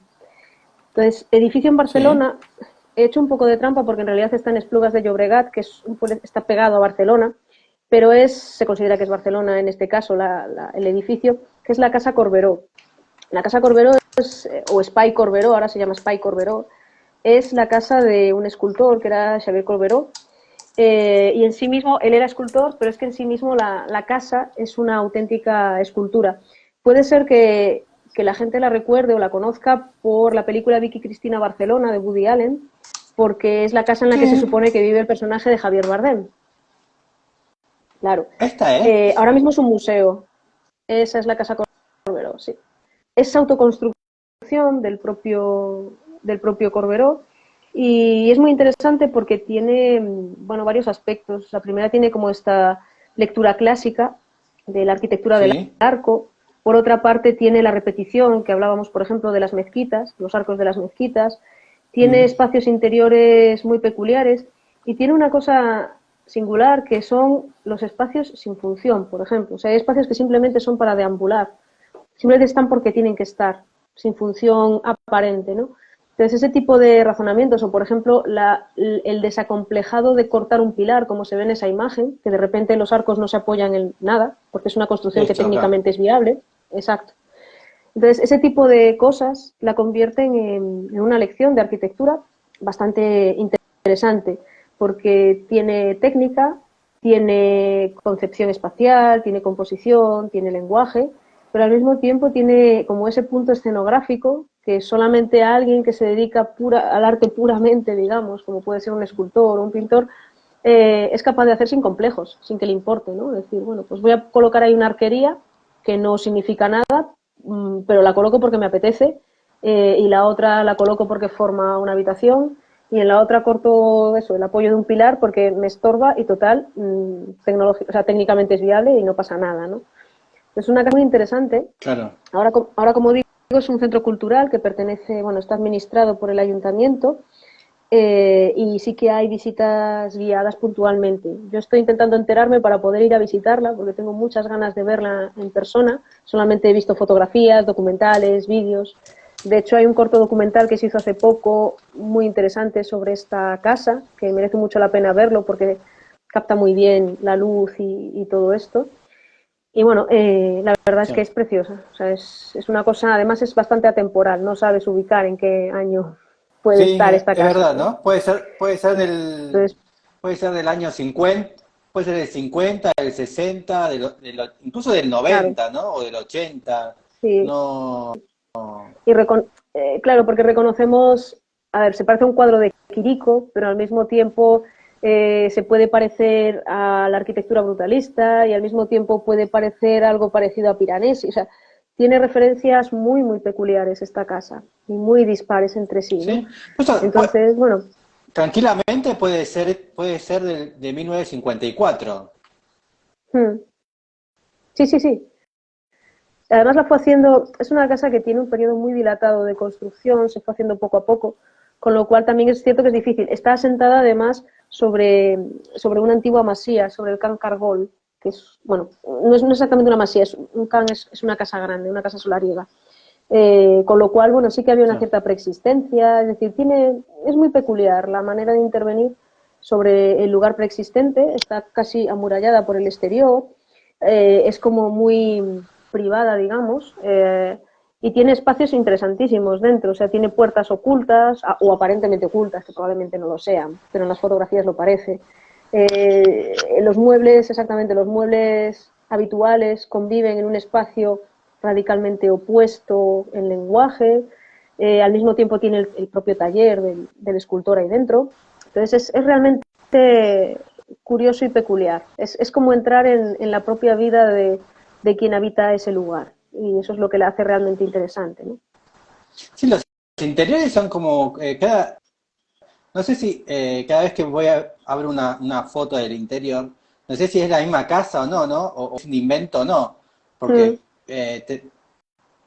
son todas totalmente diferentes, ¿no? No sabes bien claro. si son todas la misma casa. Reconoces que es la misma casa en el momento en el que detectas un arco y dices, ah, tiene que ser la misma, pero si no, no lo parece. Sí, Claro, es muy no, difícil no, de asimilar, sí, mira esta foto, justo. De hecho, buenísima. yo tengo la teoría de que si la visito, o sea, yo normalmente me suelo orientar, no me suelo perder, pero tengo la teoría de que si la visito no voy a saber dónde estoy dentro de la casa, porque sí que me parece que la planta de la casa, aunque Absolutamente. sea, claro, aunque sea una planta muy clara y muy ortogonal, el hecho de esa repetición de arcos y de esos espacios tan peculiares hacen que solamente el que la habita sepa dónde están las cosas y sepa cuáles son los caminos dentro de esa casa, ¿no? Entonces, bueno, Por es eso muy me gustó al interesante. Y principio la cuando dijiste, iluminación. que dijiste algo de espacios para deambular, ¿no? En realidad parece que Sí, todo es para deambular. Es como el, sí, el- el otro día también estaba pensando sobre una casa de Los que tenía como un montón de escaleras y estaba dando vuelta.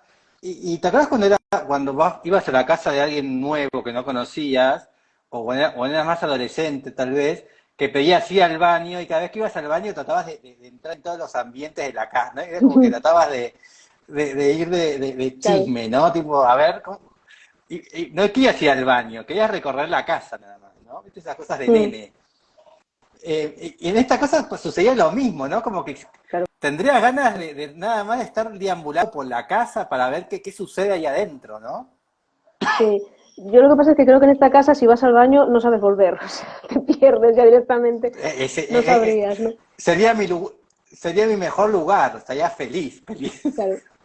estando En ahí el caso de perdido. en el caso de las casas de Adolf Loos eso era intencional. Adolf Loos tenía una Sí, manera muy peculiar de entender la vivienda, ¿no? Pero en este caso yo creo que simplemente es la creatividad que es desbordante y la casa va formándose según va siendo la mente de su autor, que en este caso, como digo, es el escultor que la habitó durante muchos años.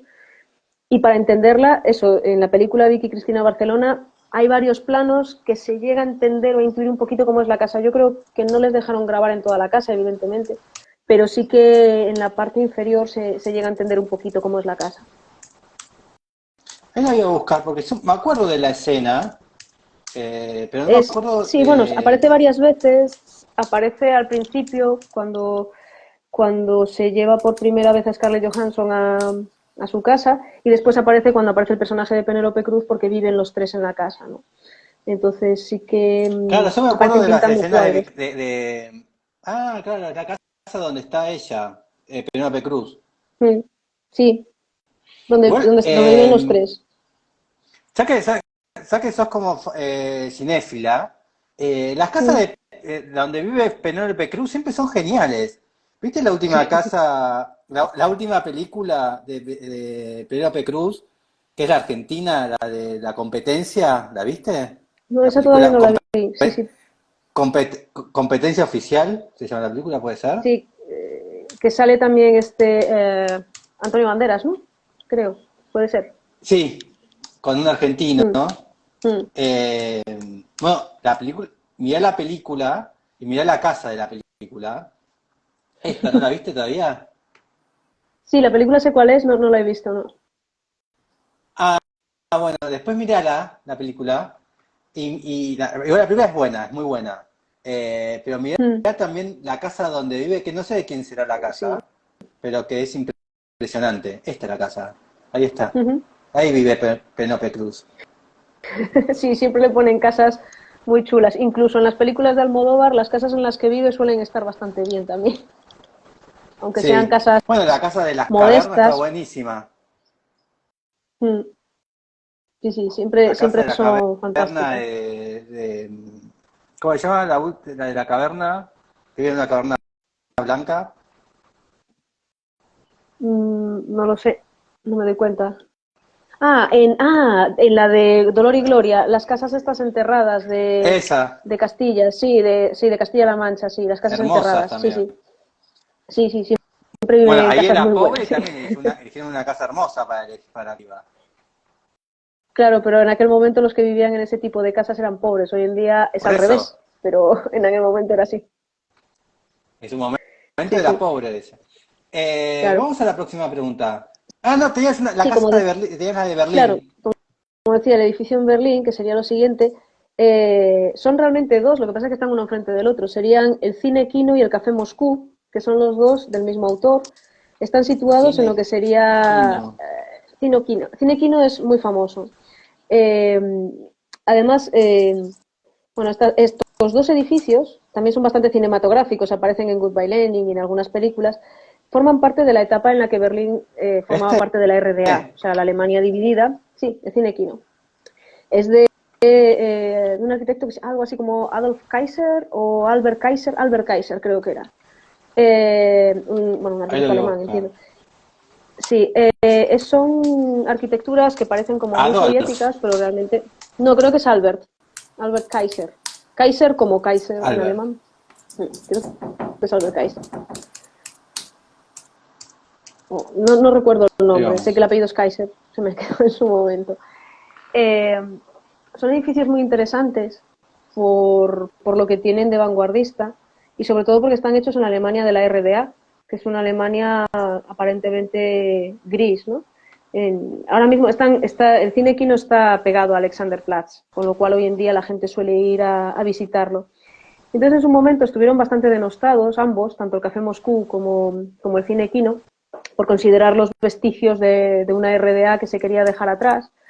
Pero hoy en día es todo lo contrario. Hoy en día están vistos como grandes ejemplos de arquitectura que funcionan muy bien, que pertenecen a una época que ya no existió, pero que al mismo tiempo, bueno, que son obras de arquitectura de mucha calidad, ¿no? De una vanguardia muy interesante, hechas en una época con pocos recursos y que además forman parte de una identidad que ya no existe, que es la de la RDA alemana, ¿no? Es decir, lógicamente la Alemania occidental, todo el mundo en Berlín la puede asociar con la Kurfürstendamm o bueno, con todas estas cosas más modernas, ¿no? De esa parte de Berlín y sin embargo la Alemania de la RDA parece que se asocia siempre con el bloque soviético. Bueno, pues hay estas dos obras que realmente son bastante interesantes y que ahora se están poniendo en valor, ¿no? Es buenísimo el bar. No lo Sí, conocía. Es El hermoso. Café Moscú además bueno, tanto el Cine Quino como el Café Moscú, los dos tienen, aparte del edificio, tienen historias internas muy interesantes. En el Café Moscú se reunía gente del mundo de la cultura, era el sitio donde bueno, gente escritores o tal que estuviesen en el Berlín de la RDA se reunían allí. Y el cine Kino era de estos cines que tenía los carteles todavía pintados a mano, como en la época. Tiene una decoración muy interesante por dentro también, muy de época. Y se estrenaban películas, era como un centro cultural importante en la Alemania, de la RDA en aquel momento, ¿no?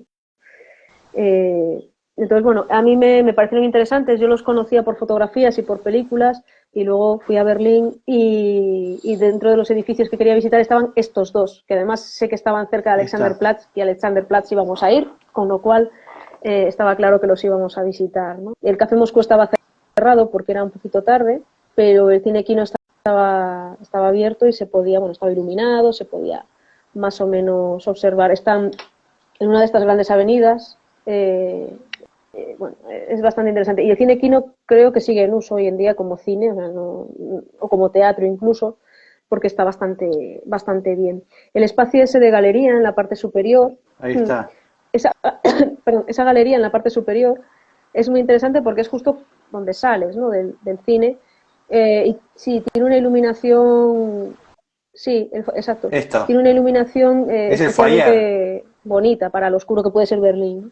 Y enfrente, más o menos en diagonal, está el Café Moscú, que bueno, también es, como digo, interesante. Es un café de época, pues es muy de los años, no sé, 50, 60, con lo cual, bueno, es lo que es, pero hoy en día se sigue utilizando y funciona, vamos, genial. Entonces son Qué dos lindo el arquitecturas un tratamiento poquito denostadas. Parece que la gente a Berlín va a ver más bien este que arquitectura tiene moderna. acá. Mm. Está bastante bien cuidado, ¿eh? O sea, Sí.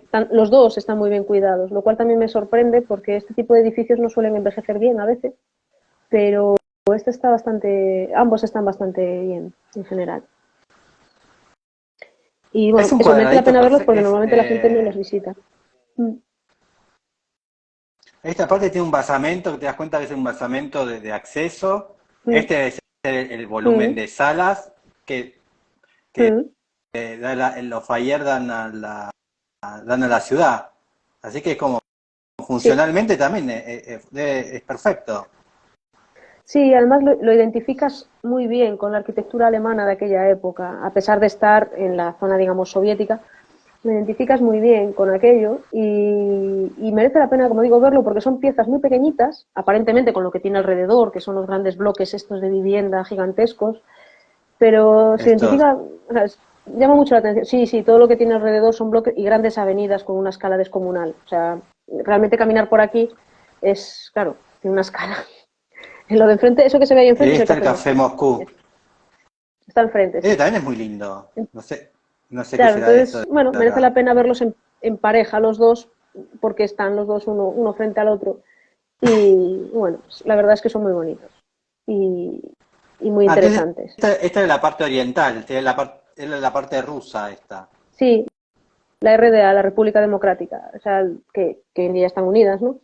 Como digo, es que Sí, están sí, al lado de claro. Alexanderplatz y Alexanderplatz era como el gran icono de la RDA. O sea, digamos que en la RDA se quedó Alexanderplatz y cruzando Alexanderplatz está ya lo que sería la isla de los museos y al final la puerta de Brandenburgo, que era por donde pasaba el muro más cercano en esta zona, quiero decir, ¿no? Entonces, bueno, esto ahora es curioso porque Alexanderplatz tiene más vida que nunca, o sea, puede ser el centro de vida juvenil, ¿no? de Berlín, Sí. cuando en su época, en la época de la RDA, no era eso ni mucho menos, ¿no? Era todo lo contrario. Entonces, bueno, es Bueno, qué peculiar. bonito que quedó, que está ahora que está la parte rusa ahora. ¿Cómo no? Sí, los bloques de viviendas están todos muy reformados. Lo único que tiene esta escala monumental, que en una ciudad como Berlín, pues bueno, se entiende porque es una gran ciudad enorme, enorme, pero claro, contrasta Bien. mucho con lo que hay al otro lado del río, por ejemplo, el barrio de Mitte, que es el barrio como más tradicional alemán, tiene una escala un poquito más pequeña, las calles, los edificios. Bueno, Claro. Berlín es una ciudad muy, muy Esto curiosa, es. ¿no? Tiene una escala, claro, No, está a 2 cuadras cambia completamente. de Alexanderplatz. ¿Cómo? Está a 2 cuadras de Alexanderplatz. Sí, sí, sí, como digo, sí, sí.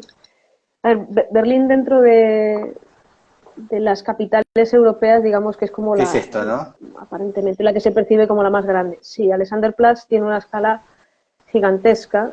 Está el famoso Atomium, que es el reloj, y luego tiene la Sí, torre también gigantesca a la que se puede subir la aguja. La aguja de Alexanderplatz se ve desde todo Berlín. Bueno, es muy, muy ahí está. interesante. Sí, ahí se puede subir, te dejan, es como una atracción turística, ¿Sí? ¿no? ¿Puedes Pero esta subir? plaza ahora mismo tiene mucha, mucha vida. Mm, Bien. sí, sí. Además no es caro, Madrid es tiene, una cosa bastante Madrid, asequible. Madrid no tiene torre, ¿no? O sí, tiene torre como toda ciudad europea. ¿Tiene Sí, torre tiene el giratoria y faro, esas cosas? tiene una cosa que se llama el faro de Moncloa, que sí que se puede subir a él, no es tan alto, y luego tiene una torre similar a Alexanderplatz, que no se puede subir a ella, que es el que nosotros popularmente llamamos el Pirulí, Ah, que era donde estaba Televisión Española, la televisión nacional. Y bueno, sigue estando allí ah, el Pirulí, pe- pero a esa no pero no puedes se, subir. no se sube, se sube al otro, no, se sube al otro, al faro de Moncloa sí se puede subir, y luego hay algún edificio alto, pues como algún edificio muy muy alto, tipo rascacielos, al que sí que se puede subir, pero ahora mismo no sabría decir cuáles, porque a veces se puede, otras veces no, depende un poco de cada edificio, sí. ¿Cuál es el faro de Moncloa? No, no lo conocía, El faro de no, no Moncloa acordaba. ¿Este? exacto, es ese edificio, se puede subir ¿Qué tal a es? él. ¿Es, Pues la es verdad es que no he lindo? estado nunca, solamente lo he visto por fuera. A mí no me parece especialmente interesante porque no tiene como mucha presencia, pero bueno, me parece más interesante, por ejemplo, la Torre de la Collserola en Barcelona, que sí que las vistas te hacen percibir la ciudad y entenderla muy bien. El Faro de Moncloa Sí. creo que no tanto, tampoco he subido, mientras que a la Collserola sí he subido. A este no he subido, pero bueno, supongo que es interesante por el hecho de ver la ciudad. También Madrid tiene una estructura vista desde arriba bastante compleja de entender, entonces quizás por eso la vista no es tan llamativa, mientras que desde Oh, Barcelona, como la estructura de la ciudad es muy fácil de entender, pues bueno, la vista es un poco más comprensible, digamos. no, y tampoco recuerdo verla caminando por Madrid, como diciendo, ¿qué es eso? No, no lo recuerdo. Está, está hacia el norte, en Moncloa, o sea, en el barrio de Moncloa, donde está la universidad, más o menos, aproximadamente por allí cerca, no allí, donde el Sí, Ministerio del Aire, por esa zona. sí, yo pasé caminando, por un momento me perdí y me fui como para un lado, llegué al coso ese brasilero, como que me fui al Ah, otro, sí, la crucé casa el de... Sí. parque, ¿no? Ujú. Y claro, Pues entonces está allí como, y cerca, después dije, uy, me estoy yendo al demonio. pues está cerca de eso. Yo sé que está, Claro, bueno, un poquito más hacia la derecha, saliendo de Madrid un poquito más hacia la derecha, pero sí, está por ahí al lado. Yo he pasado por delante muchas veces, eso bien. sí. Pero Bueno, vamos a, que es la última ya, ¿no? ¿Cuántos faltan? una, dos, tres, cuatro. Tengo cuatro preguntas más. Si quieres las resuelvo Ah, muy vamos rápido. a, dale, que estamos en hora y media ya. Vale, pues mira, sería arquitecto español. Sí, Claro, en esto, pues ser original es bastante difícil. Entonces yo diría Prada Pool porque es el arquitecto del que yo hice mi tesis doctoral. Y además de Prada Pool, bien. en paralelo ¿Cómo, diría Fernando Higueras. Prada Pool es Drada Prada Pool? P-O-O, Prada Pool, Prada Poole, Poole. Es Sí. el nombre de un pueblo inglés, el segundo. Y el otro sería Fernando Higueras, porque eran contemporáneos. Prada Pool es del quien yo hice la tesis, es un arquitecto contracultural. Fernando Higueras no es contracultural, pero es uno de los Este. arquitectos más interesantes que tiene España. Sí, eso es la ciudad instantánea de Ibiza, que intenta un poco, ese es el Hielotron de Sevilla. Hace fundamentalmente arquitectura inflable, pero hace más cosas, ¿no? Eh, Como digo, yo hice mi tesis sobre él, con lo cual, bueno, me estudié toda su obra entera por completo. Falleció hace muy Claro, por eso, poquito, hace un par de claro, años. de ahí vienen las nubes, tus nubes. Claro, claro, viene de aquí. Entonces, bueno, su obra es muy interesante para quien quiera verla. Eh, es algo muy diferente a lo que puede ser una arquitectura académica, digamos, ¿no? Y como decía en paralelo, por si alguien ve a Prada Pool como demasiado radical, estaría Fernando Higueras, que no tiene nada que ver con él a nivel profesional, simplemente es que eran contemporáneos y se conocían y eran amigos. Y la obra de Fernando Higueras es, bueno, es excelente, o sea, realmente es un gran arquitecto con una obra muy, muy Mm, interesante y con una vida mucho más peculiar. Además, no solamente era brillante en la arquitectura, sino que era un gran guitarrista y un gran dibujante, con lo cual, bueno, mm. también es muy interesante. Estos dos personajes, para mí, bueno, marcan una arquitectura española que normalmente no se suele mencionar, porque tendemos a mencionar a los arquitectos más consolidados, lo cual está bien también, ¿no? Pero, Este bueno, Sigueras. sí, Fernando Higueras era genial, la verdad es que era un personaje y su casa era muy chula, el Rascainfiernos, ese es el Rascainfiernos, ¿no? Sí, Donde vivía rodeado de este. arte.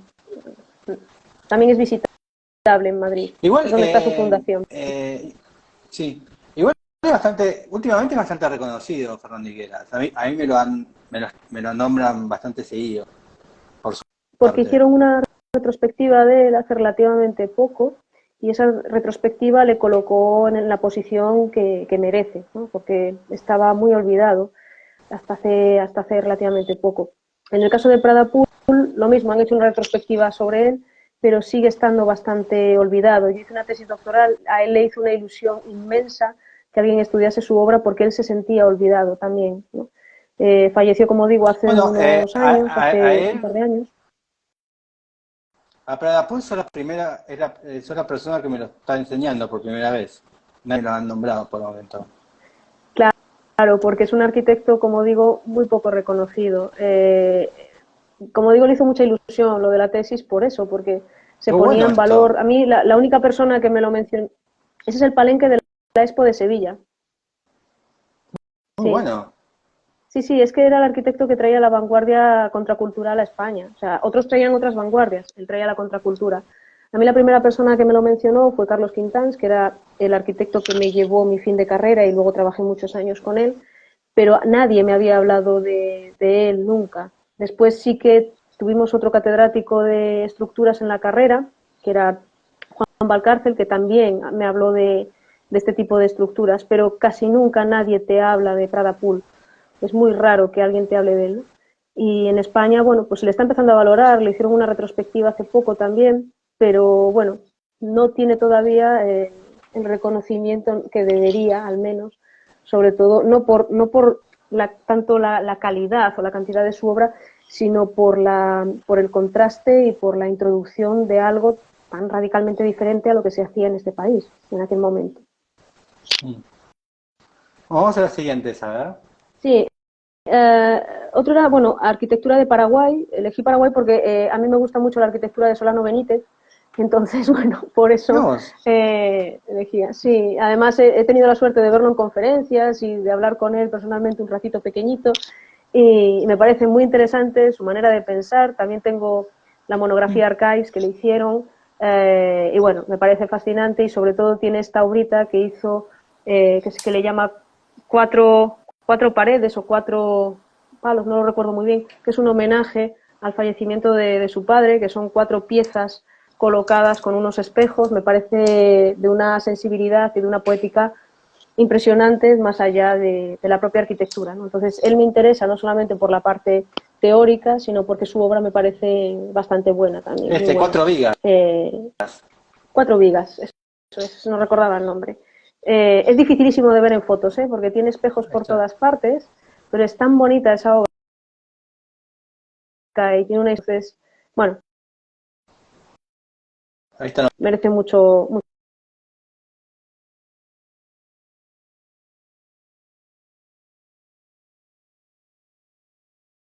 diseño, que además es muy buena obra, sino que la cuenta muy bien, simpático, es agradable. Yo recuerdo una conferencia de él de, sí, de 2 horas o 2 horas y media y pensar que había pasado solo media hora, ¿no?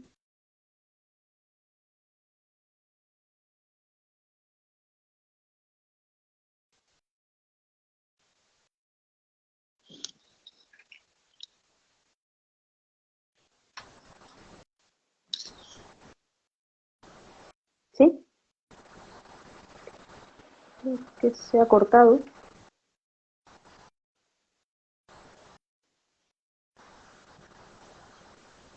Ahora, sí. Mm. Vale. Las dos últimas preguntas eran una obra de arquitectura mediterránea y un artista visual español, ¿no? La obra de ahí arquitectura volví. mediterránea, yo Vamos diría a la las casa últimas Emil dos antes que se 27 de corte. Eileen Gray. También tuve la suerte de Sí, visitarla a hace mí se poco, cortó después un de ratito. muchas Vamos a las ganas últimas. de ir a visitarla. Y han hecho una rehabilitación muy cuidadosa y muy perfecta. Y la verdad es que es fabulosa. Merece mucho la pena visitarla. Es una lección de arquitectura al 100%. Esta. Además es una imagen es una imagen de una arquitecta, diríamos, empoderada, ¿no? En el sentido de que hace una obra fascinante sin importarle nada. Aparte tiene una historia interesante con Le Corbusier y sobre todo porque ves el cabanón que está detrás de esta casa y luego ves esta casa y te das cuenta de la enorme diferencia que había entre Le Corbusier y Eileen Gray, ¿no? Después de toda la historia que tuvieron juntos, pero y te das cuenta de la relación que existía, de un poquito de acoso, digamos, o de crítica. También la fui a ver porque vi una conferencia de Beatriz Colomina, que es fabulosa, sobre esta casa, que lo explica muy bien, y además Beatriz Colomina es una persona que ha investigado mucho sobre la figura de las mujeres en arquitectura, de Le Corbusier también, y de Eileen Gray, ¿no? Entonces, bueno, esta si alguien tiene la oportunidad de ir a verla, merece mucho, mucho la pena de ir a verla. Además, la playa que está debajo es la playa en la que murió Le Corbusier, por desgracia. Pero bueno, es una visita interesante, ver el Cabanón, las casitas que están al lado, que también son de Le Corbusier, luego la casa de 1027 y la Sí, playa, que es una playa muy bonita. está Y buenísimo. por último, sí, no, la casa es fantástica. Y por cierto, hay un cómic que habla sobre esta casa. No recuerdo la autora, lo tengo aquí en la estantería. El cómic es Eileen Gray directamente. Y explica un poco, se centra sobre la historia de la casa y está muy bien narrado. O sea que también puede ser interesante para entender un poquito más a la autora. Pero como digo, es una casa fantástica, está llena de detalles impresionantes de diseño por Bien. dentro. Tiene una sombrera, tiene todos los muebles prácticamente están diseñados, todo tiene un porqué, los baños son increíbles, los dormitorios son increíbles y también sucede como con el Spy Corberó, que es que parece atemporal, no sabes muy Sí. bien, lo puedes ubicar porque obviamente hay cosas que te hacen intuir la época, pero dentro, bueno, salvo si le quitas un par de muebles no sabes muy bien de qué época puede ser esta casa, ¿no? Porque tiene, por ejemplo, los dormitorios realmente es muy difícil saber de qué época son. Entonces, bueno, es fabuloso. Y luego tiene una historia de novela negra dentro que es genial. La cantidad de gente que ha muerto en esta casa, que los nazis la ¿En serio? tomaron, que la ametrallaron. Una persona, bueno, hubo un asesinato en la casa, también hubo, No. no sé si hubo un suicidio también, hubo eso. Los nazis la tomaron y ametrallaron parte de los Dios. dibujos que había hecho Le Corbusier. Bueno, Le Corbusier, por supuesto, la vandalizó con los dibujos, que algunos se mantiene, con los murales.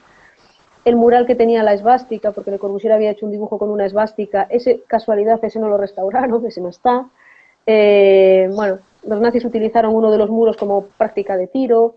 Eileen Gray acabó yéndose a otra casa porque ella veraneaba en esta porque era de un amigo suyo y se acabó construyendo otra para que Le Corbusier no le molestase. Bueno, tiene una historia muy, muy peculiar, como digo yo.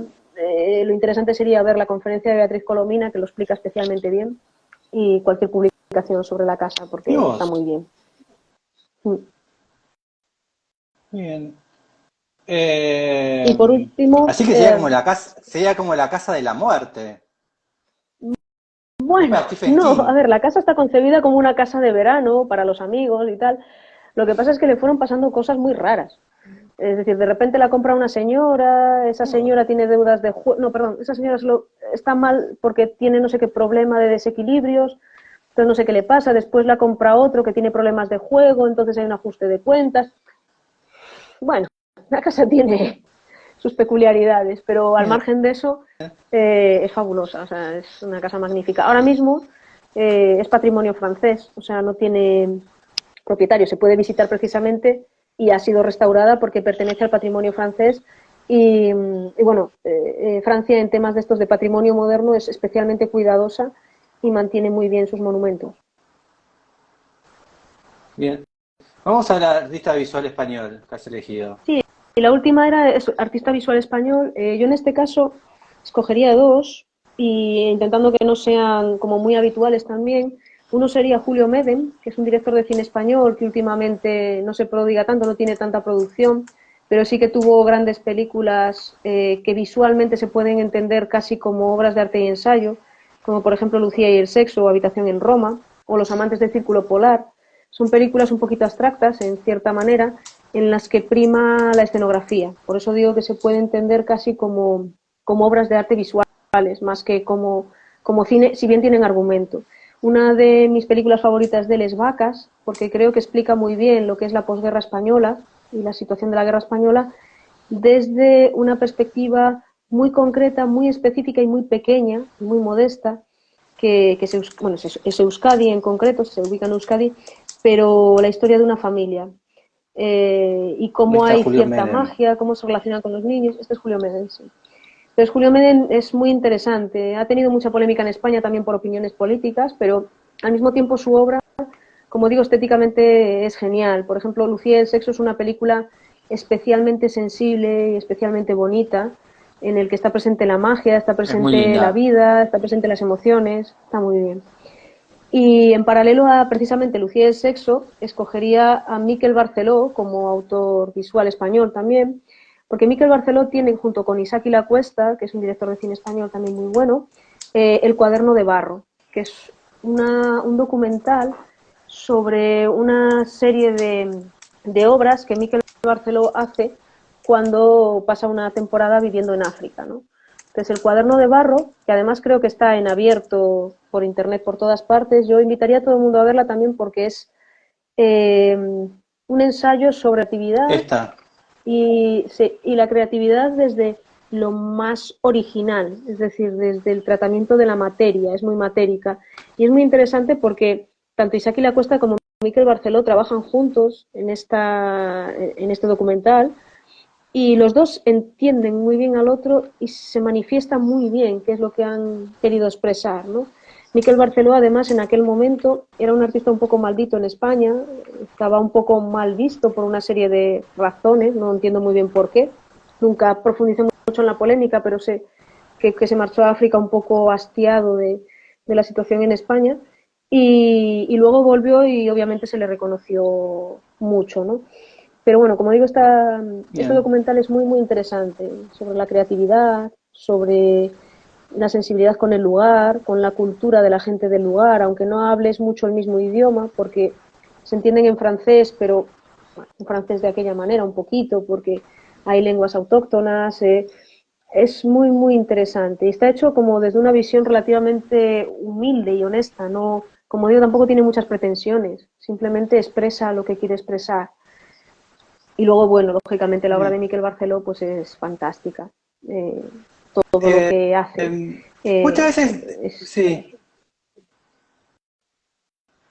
Porque varias veces me ha sucedido escuchar esta cuestión. No, bueno, en España se ha puesto muy pesado y tuvo que salir, ¿no? Como que tuvo que ir.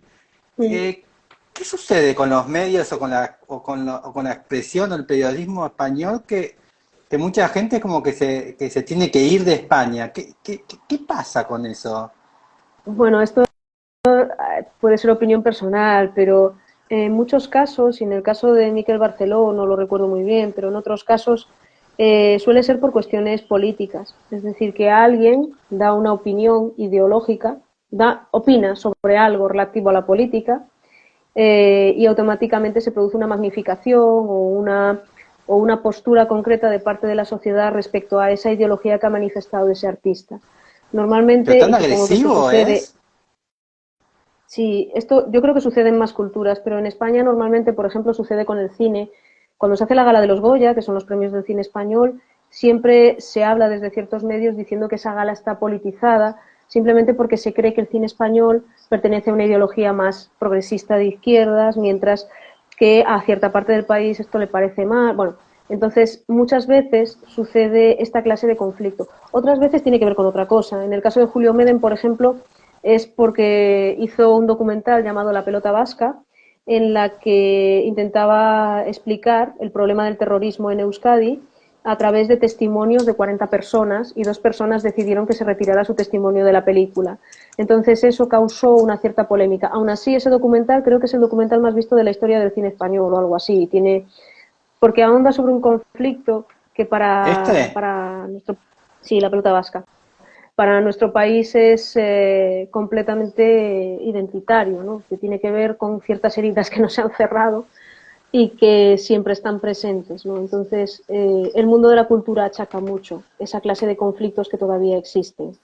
De hecho, la gente en general, pues artistas o tal, se suelen cuidar muchas veces de dar su opinión en determinadas situaciones precisamente porque sabes que te puede suceder algo de ese estilo. Otras veces no, ¿eh? O sea, no, como digo, en el caso de Miquel Barceló no sé muy bien por qué es, pero sí que se fue de España. En el caso de Julio Meden es porque esta polémica fue muy llamativa en su momento. No. Y en el caso de los Goya, porque Nada sucede todos los años. Claro, un caso totalmente disparatado, pero ahora estoy viendo en Netflix, que yo no lo puedo creer, es como, se llama El Pequeño Algo, Pequeño Nicolás, no sé, algo así, un Ah, chico, sí. y es tremendo. Tipo, pasaban todas las cosas Ya. que decían en la televisión y todo, y vos decías, pero, es, no, era, bueno, y obviamente el documental de Netflix es obviamente está girado por un solo lado, para el lado del pibe este, Mm. pero también era como, paren un poco, Sí. tipo, fue tremendo. Sí, pero sucede constantemente. La semana pasada emitieron un Fu- fu- documental ¿Fue real? sobre el ¿Ese chico 11N. es real? ¿Eso Sí, sucedió? sí, sí. Sí, sí, sí, sí, sí. Es famoso, sí, Yo, sí. yo- yo lo estoy mirando este fin de semana y yo me mataba de risa, pero todo eso es real. Sí, pero es real, claro.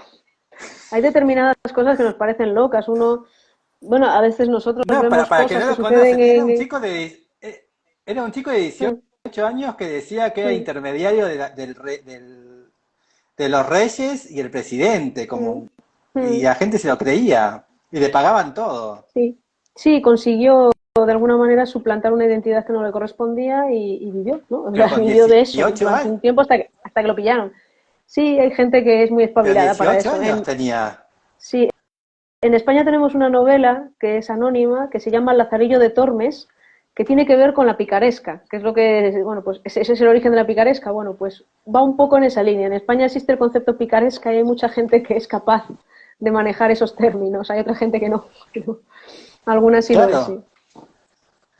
pero creo que empezó a los 15 y terminó a los 22, 23 años. Sí, bueno, y está encausado. Ahora mismo tiene un montón de causas abiertas con la justicia porque, bueno, son cosas bastante graves, son delitos muy graves. Sí, sí, creo que se metió era como gente de la policía secreta, bueno, un montón de cosas. Es, bueno, incurrió en, creo recordar, por lo que he leído, incurrió en algún delito de estos de seguridad nacional, que eso ya es más grave, Sí, porque una cosa es que tú te hagas pasar por alguien y bueno, y otra cosa es un delito que pueda poner en peligro determinados intereses del país o cosas así, ¿no? sí. No, Sí, pero fatal. Así bueno, que bueno, eh, eso supongo que sucede en todos los países, porque yo veo que en Estados sí, sí, Unidos pasa lo sí. mismo, en Francia. Es decir, hay una serie de dinámicas que a veces tratan a los personajes de una manera o de otra, ¿no? Entonces, bueno, peculiar. Sí. Así que bueno, muchísimas gracias. Hemos estado hablando 1 hora 50, no sé si te has dado cuenta. No, no. Eh, Así que bueno, hasta la próxima. Si estás acá en Buenos Aires, estoy acá y si voy a Galicia, te aviso. Claro. Pues muy bien, pues nos veremos entonces. ¿Conoces Buenos Aires? No, tengo familia, pero nunca he estado en Buenos Aires. ¿Qué clase de familia? ¿Abuelos? ¿Sobrinos? ¿Qué Es, tenés? bueno, no es exactamente familia, es la mejor amiga de mi abuelo, pero bueno, mi abuelo la consideraba hermana, o sea que, de hecho, el año pasado vino de visita a España bueno, mantenemos un contacto bastante directo con ella, o sea que sí. Y siempre me está invitando a ir. Además vive en Buenos Aires, no vive en otra ciudad, o sea que muy bien. ¿Y tu abuelo estaba acá en Buenos Aires? No, no, él nunca estuvo de visita. Siempre me decía ella, dice, vienes y vienes con tu abuelo y venís los dos, pero bueno, mi abuelo falleció hace Ah, unos se años y conocían nunca antes de fuimos. que la señora lo conocía a tu abuelo de España y ella vino para acá y se dejaron de ver. Claro, eran como hermanos en el sentido que eran amigos desde pequeños, desde que tenían 10 años o así. Por eso la relación tan estrecha entre las Claro, familias. y ella vino para acá y Claro, listo. ella se quedó, bueno, se casó allí y tuvo su familia, tiene su familia allí, tiene hijos, nietos, bisnietos, bueno, claro, una vida entera, lógicamente. Pero sigue viniendo de Claro, visita a España algunas veces. mira vos. Así que bueno, Mm, nos veremos en cualquier momento. Hasta la próxima. seguramente. Y terminaré de ver el documental del niño Nicolás. Sí, Después sí, te aviso seguro cómo que terminó. sí, creo que lo sé por lo que veo en las noticias. Así que bueno, hasta Sí, la sí. próxima. Chau. Hasta luego. Chau, chau.